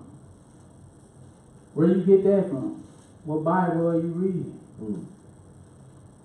Right? The world's so dumbed down here, we don't even know right from wrong. Truth from lies. That's a bad place. Everybody got a truth. I'm just saying, when truth is exclusive from everything else. How can I have a truth when you have a truth and they both consider truth? One of them is a lie. Or if we both ain't in the right thing, they both a lie. There's only one truth in the world. The Lord told I'm going to rain down righteousness. So that's what, if you want to seek it, you want to find the truth, you got to seek Him. He's the source. Verse 18. Romans 1 verse 18. Hearken to the scripture. For the wrath of God is revealed from heaven against all ungodliness. That's the key. Idolatry is going to come with a reward. And the reward, he said, is God's wrath. He done it of old so that you can have a witness and you can know He's telling you the truth. And He's going to do it to you too if we commit idolatry. He said, because our ungodliness is going to receive of His wrath. Go ahead. And unrighteousness of men. And unrighteousness of men. Go ahead. Who hold the truth in unrighteousness. Yes. Because that which may be known of God is manifest in them. For God has showed it unto them. Yes. For the invisible things of Him from the creation of the world are clearly seen. Right. Being understood by the things that are made. Right. Everybody can see that it's a God. It's evidence all over the world. And everybody can see it clearly. You know no man ain't went up and put the sun up there. Huh? And the moon and the stars. You know ain't no man created cows and gorillas and beasts and fish. You know ain't no man created the ocean and seas. Just tell me one. So the things of God can be clearly seen. Even though you can't see Him, the things that He made can be clearly seen. So you don't have to guess if it's a God or is He real or not. The evidence is already here. Go ahead. And He tell you He does it. Nobody else claims these things either. What man claimed to make the seeds? What other God claimed to make the seeds? Exactly. Go ahead. Even His eternal power and Godhead, so that they are without excuse. Yes. Because that, when they knew God, they glorified Him not as God. Yes. Neither were thankful, but became vain in their imagination. Became vain or worthless in your mind. Go ahead. And their foolish heart was darkened. Your heart was darkened. So now the things that you know of God that you didn't attribute to God, your mind became dark. So the world by knowledge knew not God. Go ahead. Professing themselves to be wise, they became fools. And a fool say in his heart, there is no God. So you think you wise, you got the wisdom of the world. but you become a fool. Go ahead. And change the glory of the uncorruptible God into an image made like the corruptible man, and to birds, and to four-footed beasts, and creeping things. Wherefore God also gave them up to uncleanness. So that's what you want to attribute to me? That's what you want to do? See, didn't we read, the Lord is with you while you with him? If you forsake him, he'll forsake you. He said, okay, so you want to turn my glory into things that's corruptible? And I'm uncorruptible, like man and birds and four-footed beasts and creeping things? I got something for you. He said, God gave them up too. Right, to uncleanness. Go ahead. Through the lust of their own hearts. Yes. To dishonor their own bodies. You say what to what? The lust of their own hearts. Didn't he tell you he's going to deal with you after your idol? The stumbling block of your iniquity? Alright? Go ahead. To dishonor their own bodies between themselves. Yeah, why would you do that? Who changed the truth of God into a lie. And did what else? And worship and serve the creature more than the creator. And that's what we got going on all over the place. Angels. Fallen angels are created. They made themselves to fall, but God created all the angels. But the whole world is serving fallen angels. You're serving the creature more than the creator. The fallen angel, the one calls you to serve these idols. Because one thing he knows, you think you're serving idols, but in reality, you're really serving me. Alright? Let's see. Revelation 13. And then give me Colossians, the second chapter. Revelation 13. So that's where we at in the world. We serving the creature. We serving fallen angels more.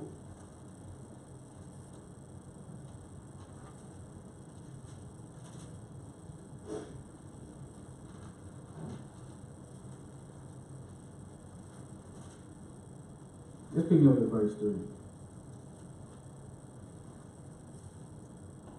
Progress of the scripture. And I saw one of his heads as it were wounded to death, and his deadly wound was healed, and all the world wondered after the beast. And they worshipped the dragon, which gave power unto the beast. Who was the dragon? Satan the devil. What is he? Fallen angel. Isn't he created? Wouldn't he be considered a creature? That's what he said we're doing. We're worshiping the creature more than the creator. Didn't we read Satan was more subtle than any beast of the field? So I'm going to deceive you into worship. I know you ain't going to come worship. I'm the dragon. Now I'm not the dragon, but I'm just saying. You know, I say, yeah, I know you ain't going to come worship him. But if I deceive you, I can get you to worship. Why? Because you're not going to hold the truth of God near and dear. I can get in between y'all. You can worship me and be strange to the Lord. But who did he say was doing this? What you say? And they worshiped the dragon, which gave power to the beast. And look what he said. And all the world wondered after the beast. Right? And he said they worshiped the dragon, which gave power to the beast. That's Satan. That's the creature. Colossians 2. We've been deceived to attribute to Satan what's supposed to go to the Lord. That's why he told us don't add to the command. Don't take away from it. You're going to get off. You're going to be ensnared to worship idols.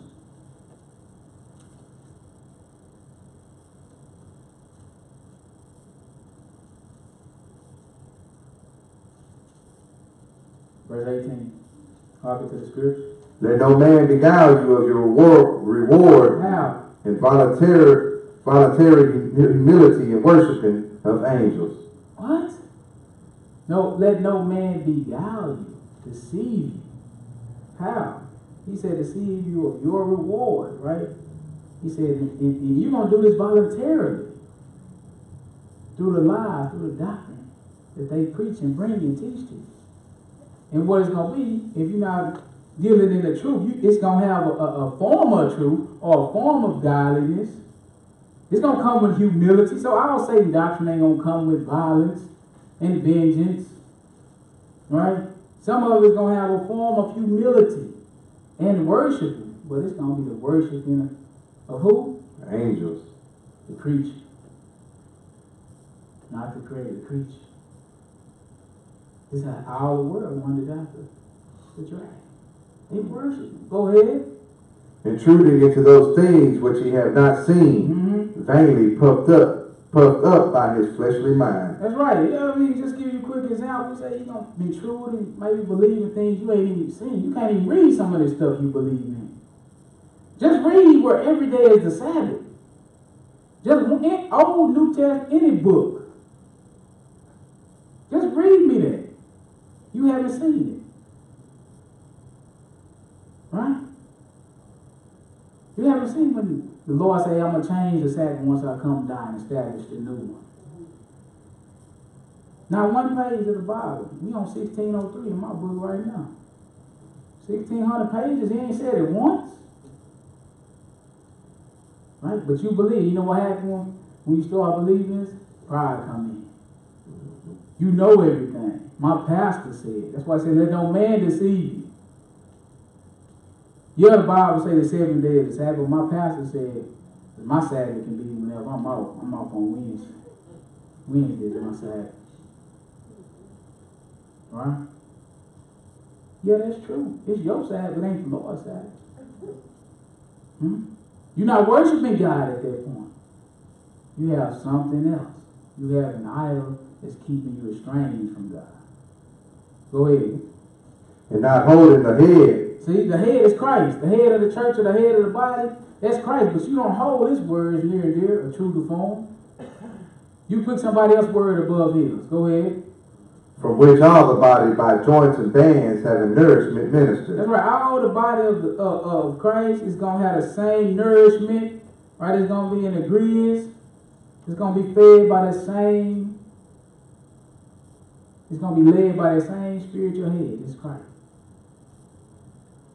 Go ahead. And knit together, increases with the increase of God. What else? Wherefore, what? If you be dead with Christ from the rudiments of the world, all the traditions of the world, why, as though living in the world, what? Are you subject to the ordinance? You subject to the world's ordinance. You can't be both, right? Both. You can't do them both. If you subject to the ordinances of the world, the ideas and ideologies of the world, and the doctrines and teachings of the world, and the traditions, that's the rudiments of the world, that's an idol. You commit idolatry. You lukewarm. You playing both sides. Because you're not holding the head, which is Christ. You're not receiving your nourishment from him. Yeah, I know the Bible say this, but that's it. You just went out. Go ahead. Touch not. Taste not. He just giving you an example of the traditions and stuff they come up with and bring men into bondage. Go ahead. Handle not. What happened? Which all are to perish with the using, after the commandments and doctrines of men. That's right. They're going to perish. Because they what? Doctrines of men. They're going to perish. All right? Go ahead. And anybody that's indulged in them is going to perish too. Go ahead and read. Which things have indeed a show of wisdom and real worship. That's right. It seems like it's right. That's why you willfully do it. It seems like, it comes in humility. It must be of God. Not necessarily. Go ahead. And humility and neglecting of the body, not in any honor to the satisfying of the flesh. So that's why you get thrown over by it. It comes with humility, the doctrines and teachings about fasting or neglecting the body, right? So if you ain't holding the head, you're not holding Christ, you're not holding his words, that's what gives life. You can easily be indulging in idolatry. Because you love. Something is tugging on you that you just can't seem to shake. That you love just a little bit more. I'm not ready to give this up yet. Okay? But your days are numbered. You don't know how long you got. Right? Playtime is over. Right? Give me John the 10th chapter. Verse 1. Idolatry destroys. So you got to hold the head. You got to hold the words of Christ near and dear. You got to love it. I remember one of the elders back in the day, he said, if you don't develop the love for the truth, he said, I promise you, you're going to give it up. If you don't love it, he said, you're going to give it up. Powerful idols in this world. Verse 1. Go ahead.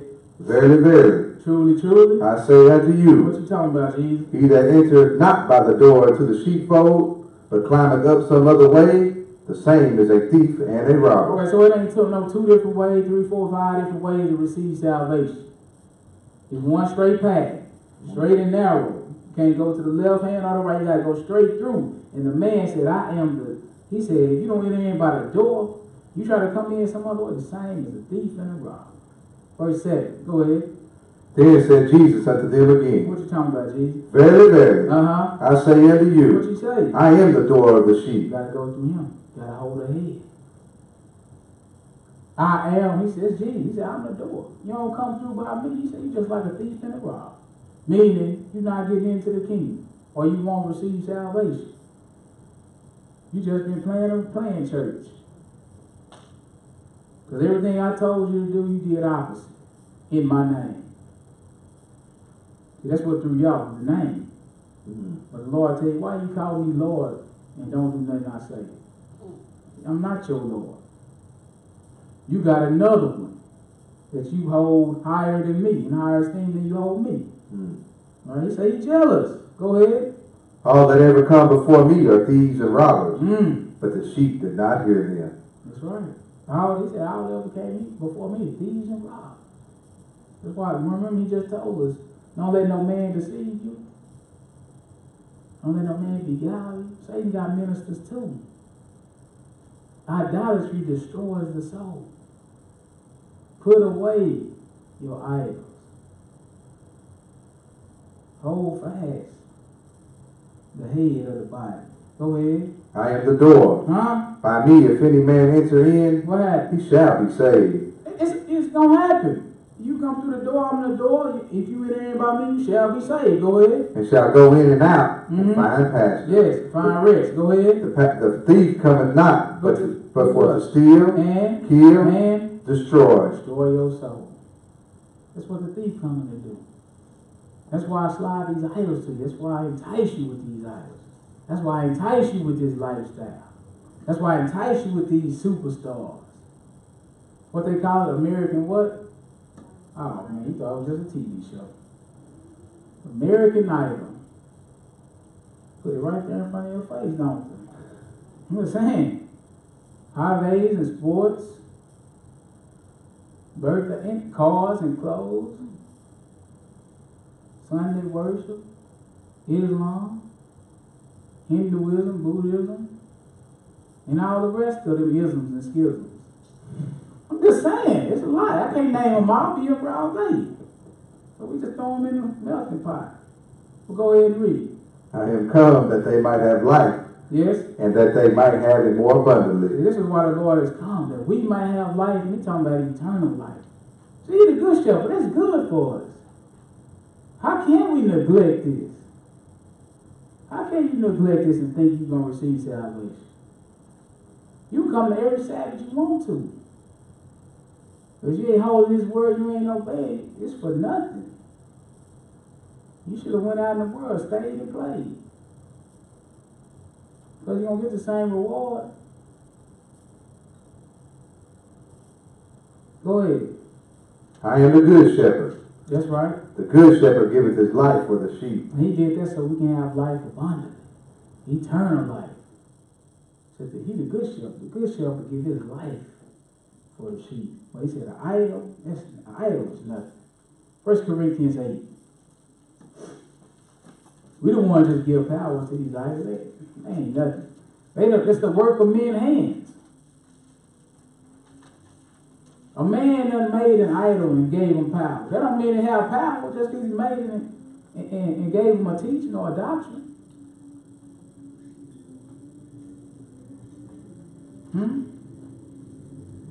A soda can is still a soda can, no matter if you make it a god or not.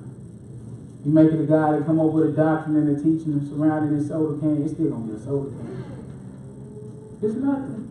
That's what an idol is. It's nothing. Yeah, but the true one, somebody tired. I tell you what, verse 1. Yes, sir. Give me that. Now, as touching things offered unto idols, What happened? we know that we all have knowledge. Mm-hmm. Knowledge puffeth up, And but charity edifies. that's what we learn from the Lord. Charity, love, it edifies. Go ahead. He said, knowledge puffeth up. He said he's going to talk to us about touching things offered unto idols. Go ahead. And if any man think that he knoweth anything, he knoweth nothing, yet as he ought to know. That's right. But if any man love God, the same is known of him. That's right. Because if somebody love God, they're going to know. The people going to know. Because the Lord said, if you love me, keep my commandments. That's going to be a telltale sign. Right. You're going to be a weirdo, an outcast, a pilgrim. Right? I got that at the Bible. Huh? Pilgrims and strangers in the world, right? I got that at the Bible. Dang, I got to prove my love to y'all. Verse 4. As concerning, therefore, the eating of those things that are offered as sacrifices unto idols, we know that an idol is nothing in the world. See this? What the man just said? God is everything. But he said you need to know what an idol is what? Nothing in the world. Nothing in the world. Idol is nothing. Go ahead. But that there is none other God but one. Don't we know that? Man. Don't you know it's only one God? So how you going to say an idol is real? It's something. How you going to say an idol is a God? They will make more than one. They don't have power. They can do nothing that God does. An idol is nothing in the world. And say we know that there is none other God but one. Go ahead. For though there be that are called gods, people call them gods and lords. Go ahead. Whether in heaven or on earth, as there be gods many and lords many. What happened? But to us there is but one God, the Father, of whom all things, whom all things exist or made or created. Go ahead. And we in him. And we in him. How are we in him though? It's a special way. Go ahead. And one Lord Jesus Christ. Yes. By whom are all things, and we by him. That's the only way we can be in the Father is by the Lord Jesus. We in the Father by the Son.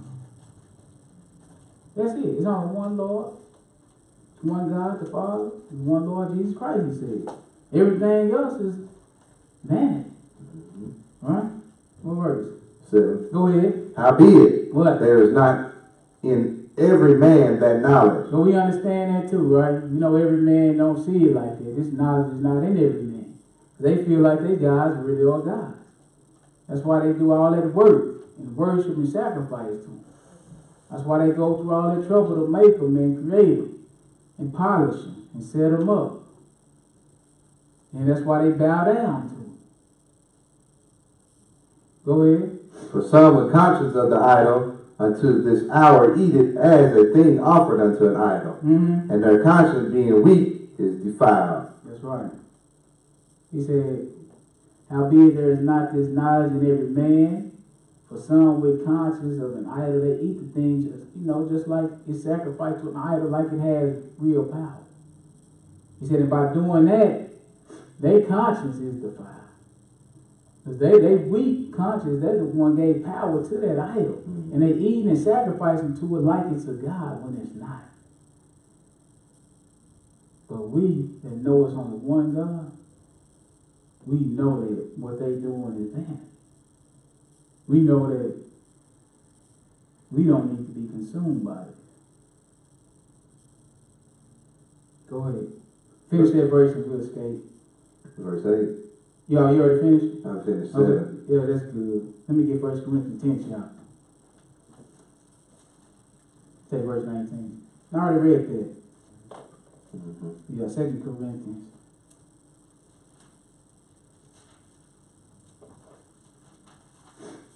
So we know that an idol is nothing.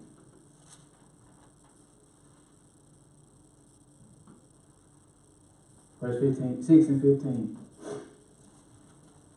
The Lord don't want us to have fellowship with devils. They don't serve him like they serve their God. We'll get an example of an idol meaning nothing in a minute. You know, I only got a couple more. Verse 15, go ahead. What concord have Christ with Belial? Yeah, what agreement do Christ have with Belial? That's a false god or an idol. Are they both gods? What they gonna agree on? You make the sun, I'm gonna make the stars. Ain't no agreement. Go ahead. But what part have he that believeth with an infidel? Yeah, what part do you have with a non-believer? A believer have with a non-believer. Go ahead. And what agreement hath the temple of God with idols? Mm-hmm. For ye are the temple of the living God. So you got to depart from all idolatry. You can't be serving God and I don't have. He's not living in a corrupted vessel. There's no room in your temple for God and Satan. It's either or. Whoever you yield your members to, that's who your God is. Go ahead. As God has said, what? I will dwell in them and walk in them. I will be their God, and they shall be my people. And he can't do that if you got another God. If you got an idol, he can't do it. Because he just told you ain't no agreements. He don't have no agreements with an idol. That's why Ezekiel told you estranged from me through idols and idolatry. We just got to be able to recognize them in our life today. That's where we fall in short. I said, we doing all that so I can say that. We fall short because we can't recognize idolatry. But the Lord warned, don't be consumed by the problems of the world. How you escape? He said, seek the kingdom of God first. That's the only way you're going to escape. You go ahead and try to do it on your own if you want, you're going to be naked. Go ahead. You can't do it by yourself. You got to have his word in you. You got to be willing to obey. There's going to be a lot of times when the will of the Lord feels like it's going to go against your will. And if your will supersedes him, if you obey your will over his, you just committed idolatry. You love something more. The Lord tell you with all your strength, with all your mind, with all your heart. I need it. Prove it. What verse we at? Go ahead. Wherefore come out from among them, and be ye separate, saith the Lord. Yes. And touch not the unclean thing, and I will receive you. That's what he's telling you. Come out from among the world. He said, be separate. He said, and don't touch any unclean thing. If you do that, he said, I will receive you. Seek the kingdom first. That's what's going to help us overcome. Seek the kingdom first. If you do it, you're not going to have to worry about what you're going to have. He said it's going to be provided. But you can't seek the kingdom because you're too busy worried about what you're going to have. We're doing it backwards. It's not going to work backwards, y'all. Salvation, it's not going to work if we try backwards. Or we try differently. We're going to be just like a thief and a robber.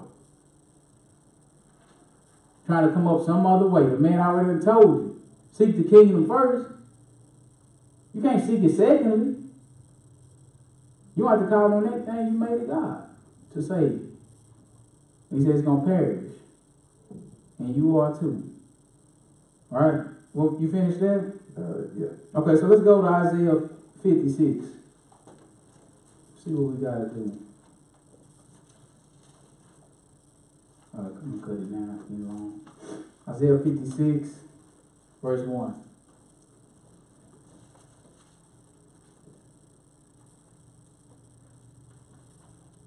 Isaiah 56. So we got an idol ain't nothing.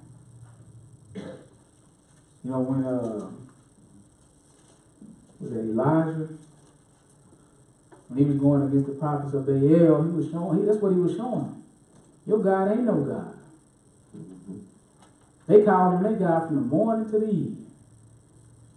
He knew that they God wasn't going to answer them. Just like we just read, he knew that it's only one Lord. He understood that. That's why. Then he got confident. We just started mocking. Well, go ahead. Your God might be asleep. Yeah, they God always sleep. He said, maybe he on a trip. Huh? But when he called on the true and living God, what happened?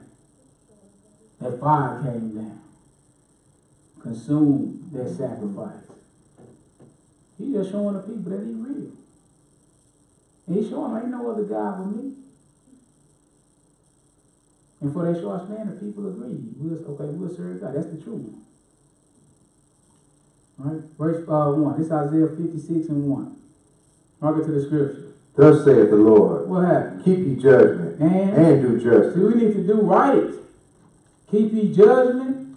You know, however the Lord judge matters, we should have that same type focus or vision in our judgment. He said, and do justice. So you don't need to be trying to beat and cheat and scam. You need to do what's right. Go ahead. For my salvation is near to come. That's right. Go ahead. And my righteousness to be revealed. And my righteousness to be revealed. Come on. Blessed is the man that doeth this. That do what? And the sons of the man that layeth hold on it. That keepeth the Sabbath day. That keepeth the Sabbath from polluting it. These Sabbath, that's singular. Huh? Is it plural? Because every day is a Sabbath, it should be plural. Huh? I'm just saying. I was trying to find it in the Bible where they say every day is a Sabbath. But we talking about the Sabbath. If every day was a Sabbath, it should tell us right here. But you notice he said the Sabbath, the 7th day of the week. All right? Go ahead. And keepeth his hands from doing any evil. Neither let the son of the stranger that have joined himself to the Lord speak, saying, the Lord hath utterly separated me from his people. Right, because he said, blessed is the man that doeth this, showing you that he's not going to be a respecter of persons. Whatever man do the things that please God, you will have an opportunity to receive salvation. Go ahead.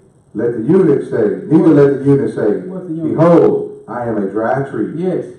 For thus saith the Lord unto the eunuchs that keep my Sabbath, and choose the things that please me. And choose the things that please me, what did he say? And take hold of my covenant. Even unto them will I give in my house, and within my walls a place, and a name better than the sons and of the daughters. Yeah, that's an everlasting name. It's life more abundantly, or eternal life. Go ahead. I will give them an everlasting name, that they shall not be cut off. Yes, amen. Go ahead. Also the sons of the strangers that join themselves to the Lord. So remember, the Lord say, I ain't never told you to serve me for nothing. Alright? We read some of his reward. Life eternal. How much do it cost? How many billions of millions do it cost? You can't buy it.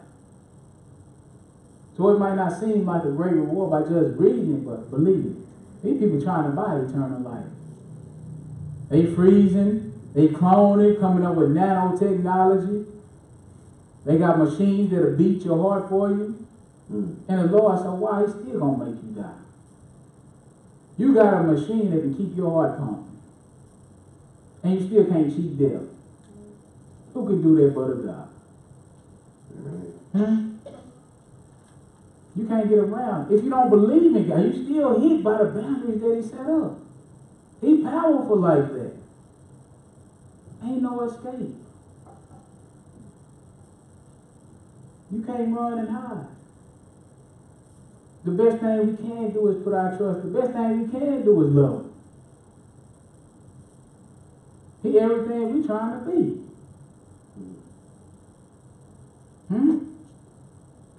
Finish that. What verse? The end of 6. Okay. We're going to run into 7. That's it. Go ahead. To serve Him and to love the name of the Lord. See? Not to love the name of every idol you can think of, or whatever your idol or issue is. To serve Him and to love. Not like. There's a difference between love and like. Huh? My fellas, y'all know that. Huh? So I love it. What? It's life. There's a difference between love and life. They're on two different planes, right? But go ahead. He said to love the name of the Lord. Oh, I'm telling the truth. Okay, go ahead. To be His servant. To be His servant. Everyone that keepeth the Sabbath from polluting. Okay, so if you His servant, how you going to have another master? What servant got more than one master? The master's not going to have that. He my servant and I borrow him, but I'm going to let you borrow him on Tuesday. Ain't nothing. You taking money out of my pocket. Right? To be his servant, everyone that keepeth his Sabbath from polluting it. See, you got to not pollute the Sabbath. Just because you come to church, that don't mean you not pollute it. You got to not pollute it. Go ahead and do what? And take it hold of my covenant. That's what you got to take hold of his covenant. You got to enter into agreement with the Lord. And in this agreement, it's stated, no other gods. It's me and you, and that's it. That's his covenant. All right, go ahead. Even then will I bring to my holy mountain. That's right. And make them joyful in my house of prayer. Yes. Their burnt offerings and their sacrifices shall be accepted upon my altar. Yes. For my house shall be called a house of prayer for all people. Everybody got opportunity. We got a golden one. We don't need to squander it. But we commit idolatry. The man said, repent. Turn from it. If you're not sure, just ask yourself some questions. Am I really serving the Lord with my whole heart, mind, and soul? If push came to shove, do I have something that would cause me to break the commandment? Any kind of question you can think of along the basis of idolatry, you need to come up with the answer. Be truthful. If you're not truthful, there's no need. You're going to stay in that wickedness if you're not truthful. Right? Just finish verse 8. Let's skate a little bit of Acts 17 chapter. Acts 17. I got a couple more. I said this was okay. Okay, so after this one, give me two. We'll skate. Acts 17.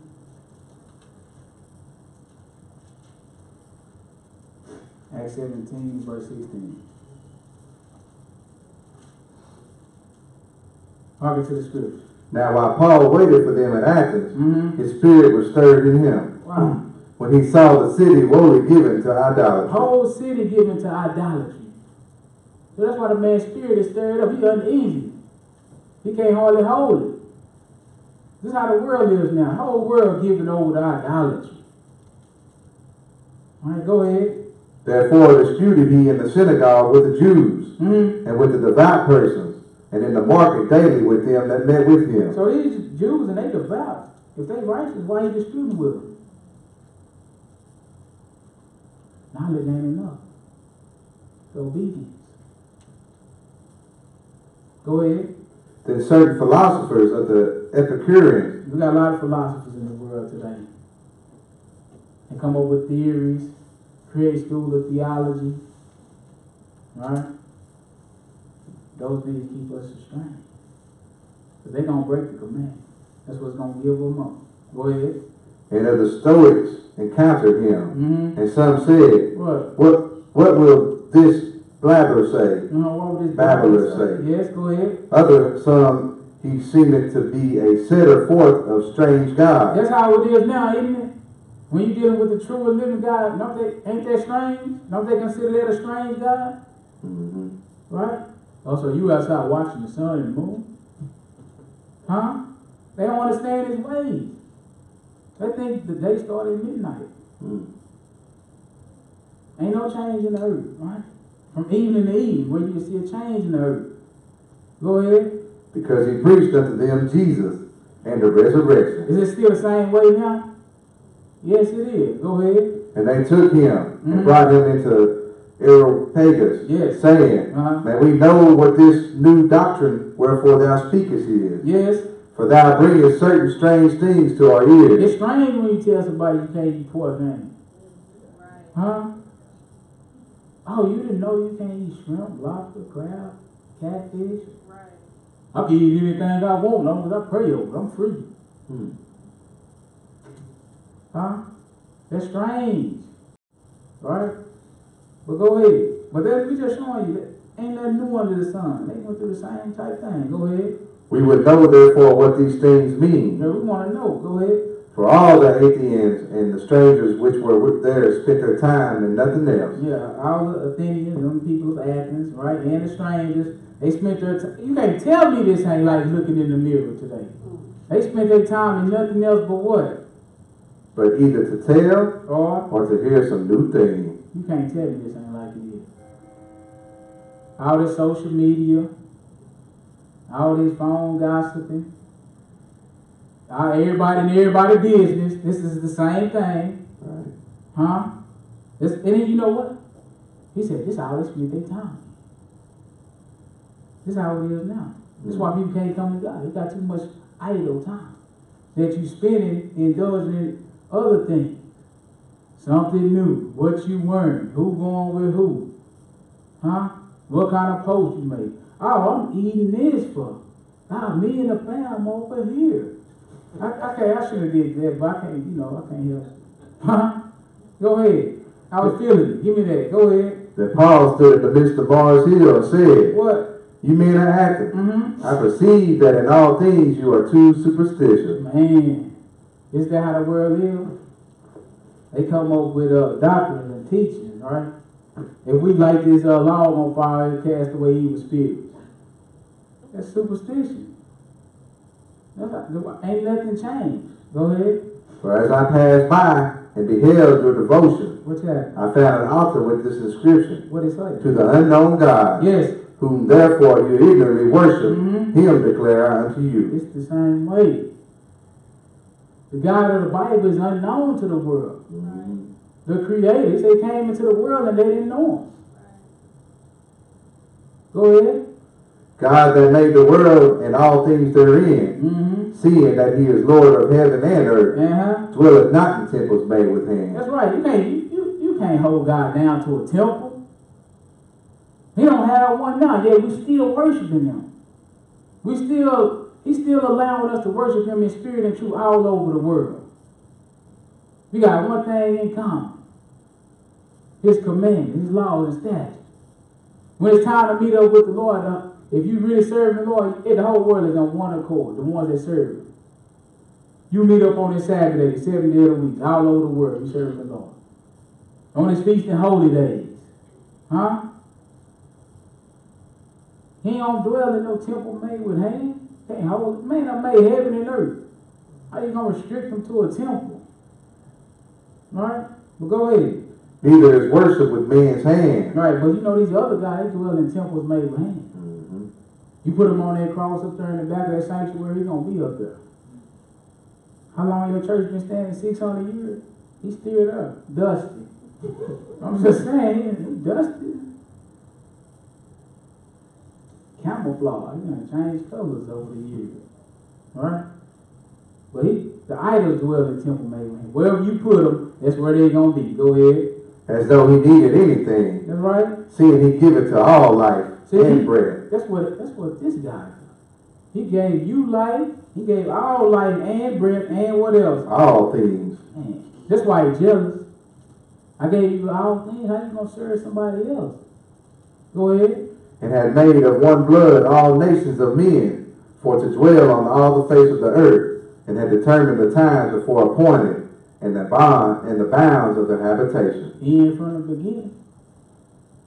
The bounds of their habitation. You don't even have to believe in them, but you still hit by this. If you're an atheist and you don't believe in God, you still hit by the bounds. You gotta have air to breathe. If you don't believe in God, just stop breathing and say, see if you still be living. Because you don't believe him, you should still be living. But we know that ain't gonna happen. So you don't have to believe in God, but they said all men liars and the word be true. You under it. If you mankind, you under it. Go ahead. That they should seek the Lord. That's why he made him. That's why he can do that. He called the end from the beginning and set the habitation and the bounds which you can't go past. And maybe the people will seek God. Go ahead. If happily they might feel after him and find him. Yes. Though he be not far from every one of us. That's why he says, seek and you shall find. He ain't far. The people, we just ain't seeking. All right, go ahead. For in him we live and move and have our being. as certain also of your own poets have said, What? for we are also his offspring. We his creation, but we all ain't his sons and daughters. The sons and the daughters of God, the one that's led by the Spirit of God. We all part of the creation, but we all ain't his sons. All right, go ahead. For as much then as we are the offspring of God, we ought not to think that the Godhead is like unto gold, or silver, or stone, graven by art and man's device. That's right. Because man, you know, we always making gods and setting up images. He said, but the true and living God, we ought not to even think we like anything corruptible. Go ahead. In the times of this ignorance, God weak that. What about now? But now commanded all men everywhere to repent. That's right. And why they getting by? Go ahead. Because he has appointed a day in which he will judge the world in righteousness. That's why you need to repent. Because idolatry is unrighteousness. And if you found with this, it's a day coming where he's going to judge the world in righteousness. Go ahead. By that man whom he hath ordained, whereof he hath given assurance unto all men, and that he hath raised him from the dead. It's going to happen. In short, it's going to happen. Colossians 3, verse 5, and then we'll end it in 2 Corinthians 13. Colossians 3. Best thing we can do is repent.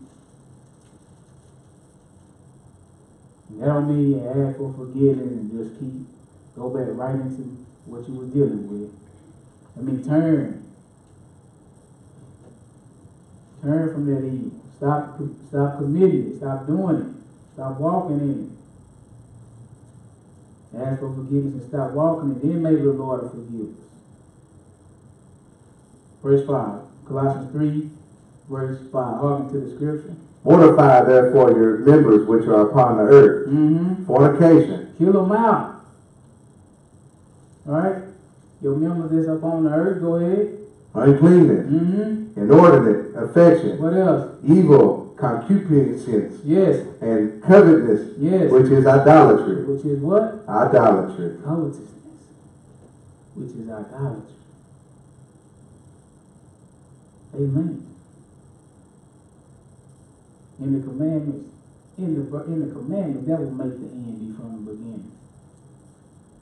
The first commandment from the last from the first. Covetousness, which is idolatry. Whatever you covered out, that's what your heart covered out, that's what you're going to go for. Even if it come by way of transgression. You're going to seek after that before you seek after God. Go ahead. But if you do, know this. Go ahead. For which things sake the wrath of God cometh on the children of disobedience. So he just wants you to know that. He caught slipping, in other words.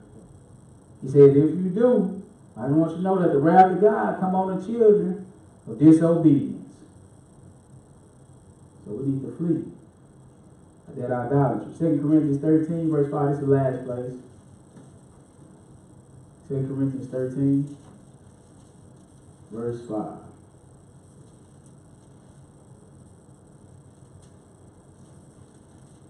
Put away your idols, because idolatry destroys.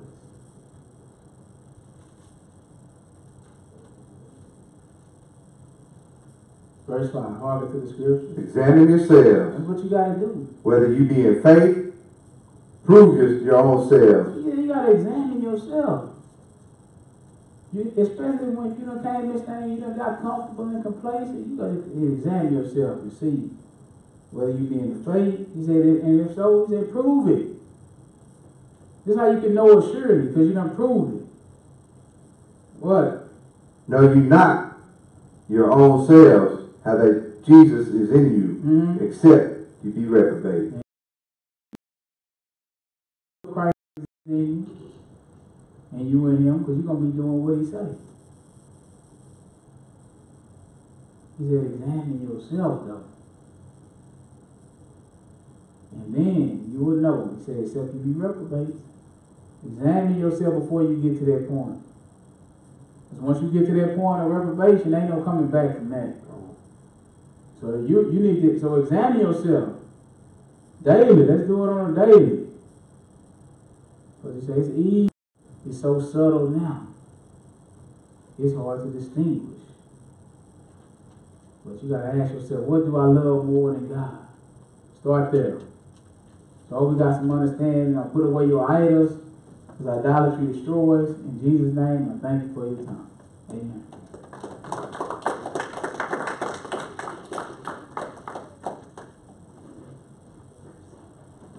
You might let them know.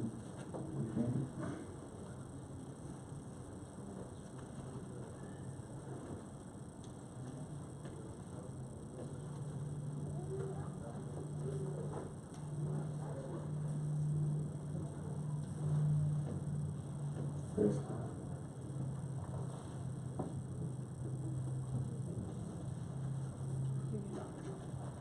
They probably got it in our loop. He's gonna give Granny press stuff.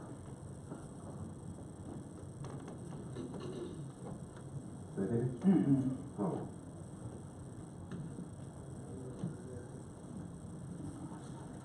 Anyway, that's good.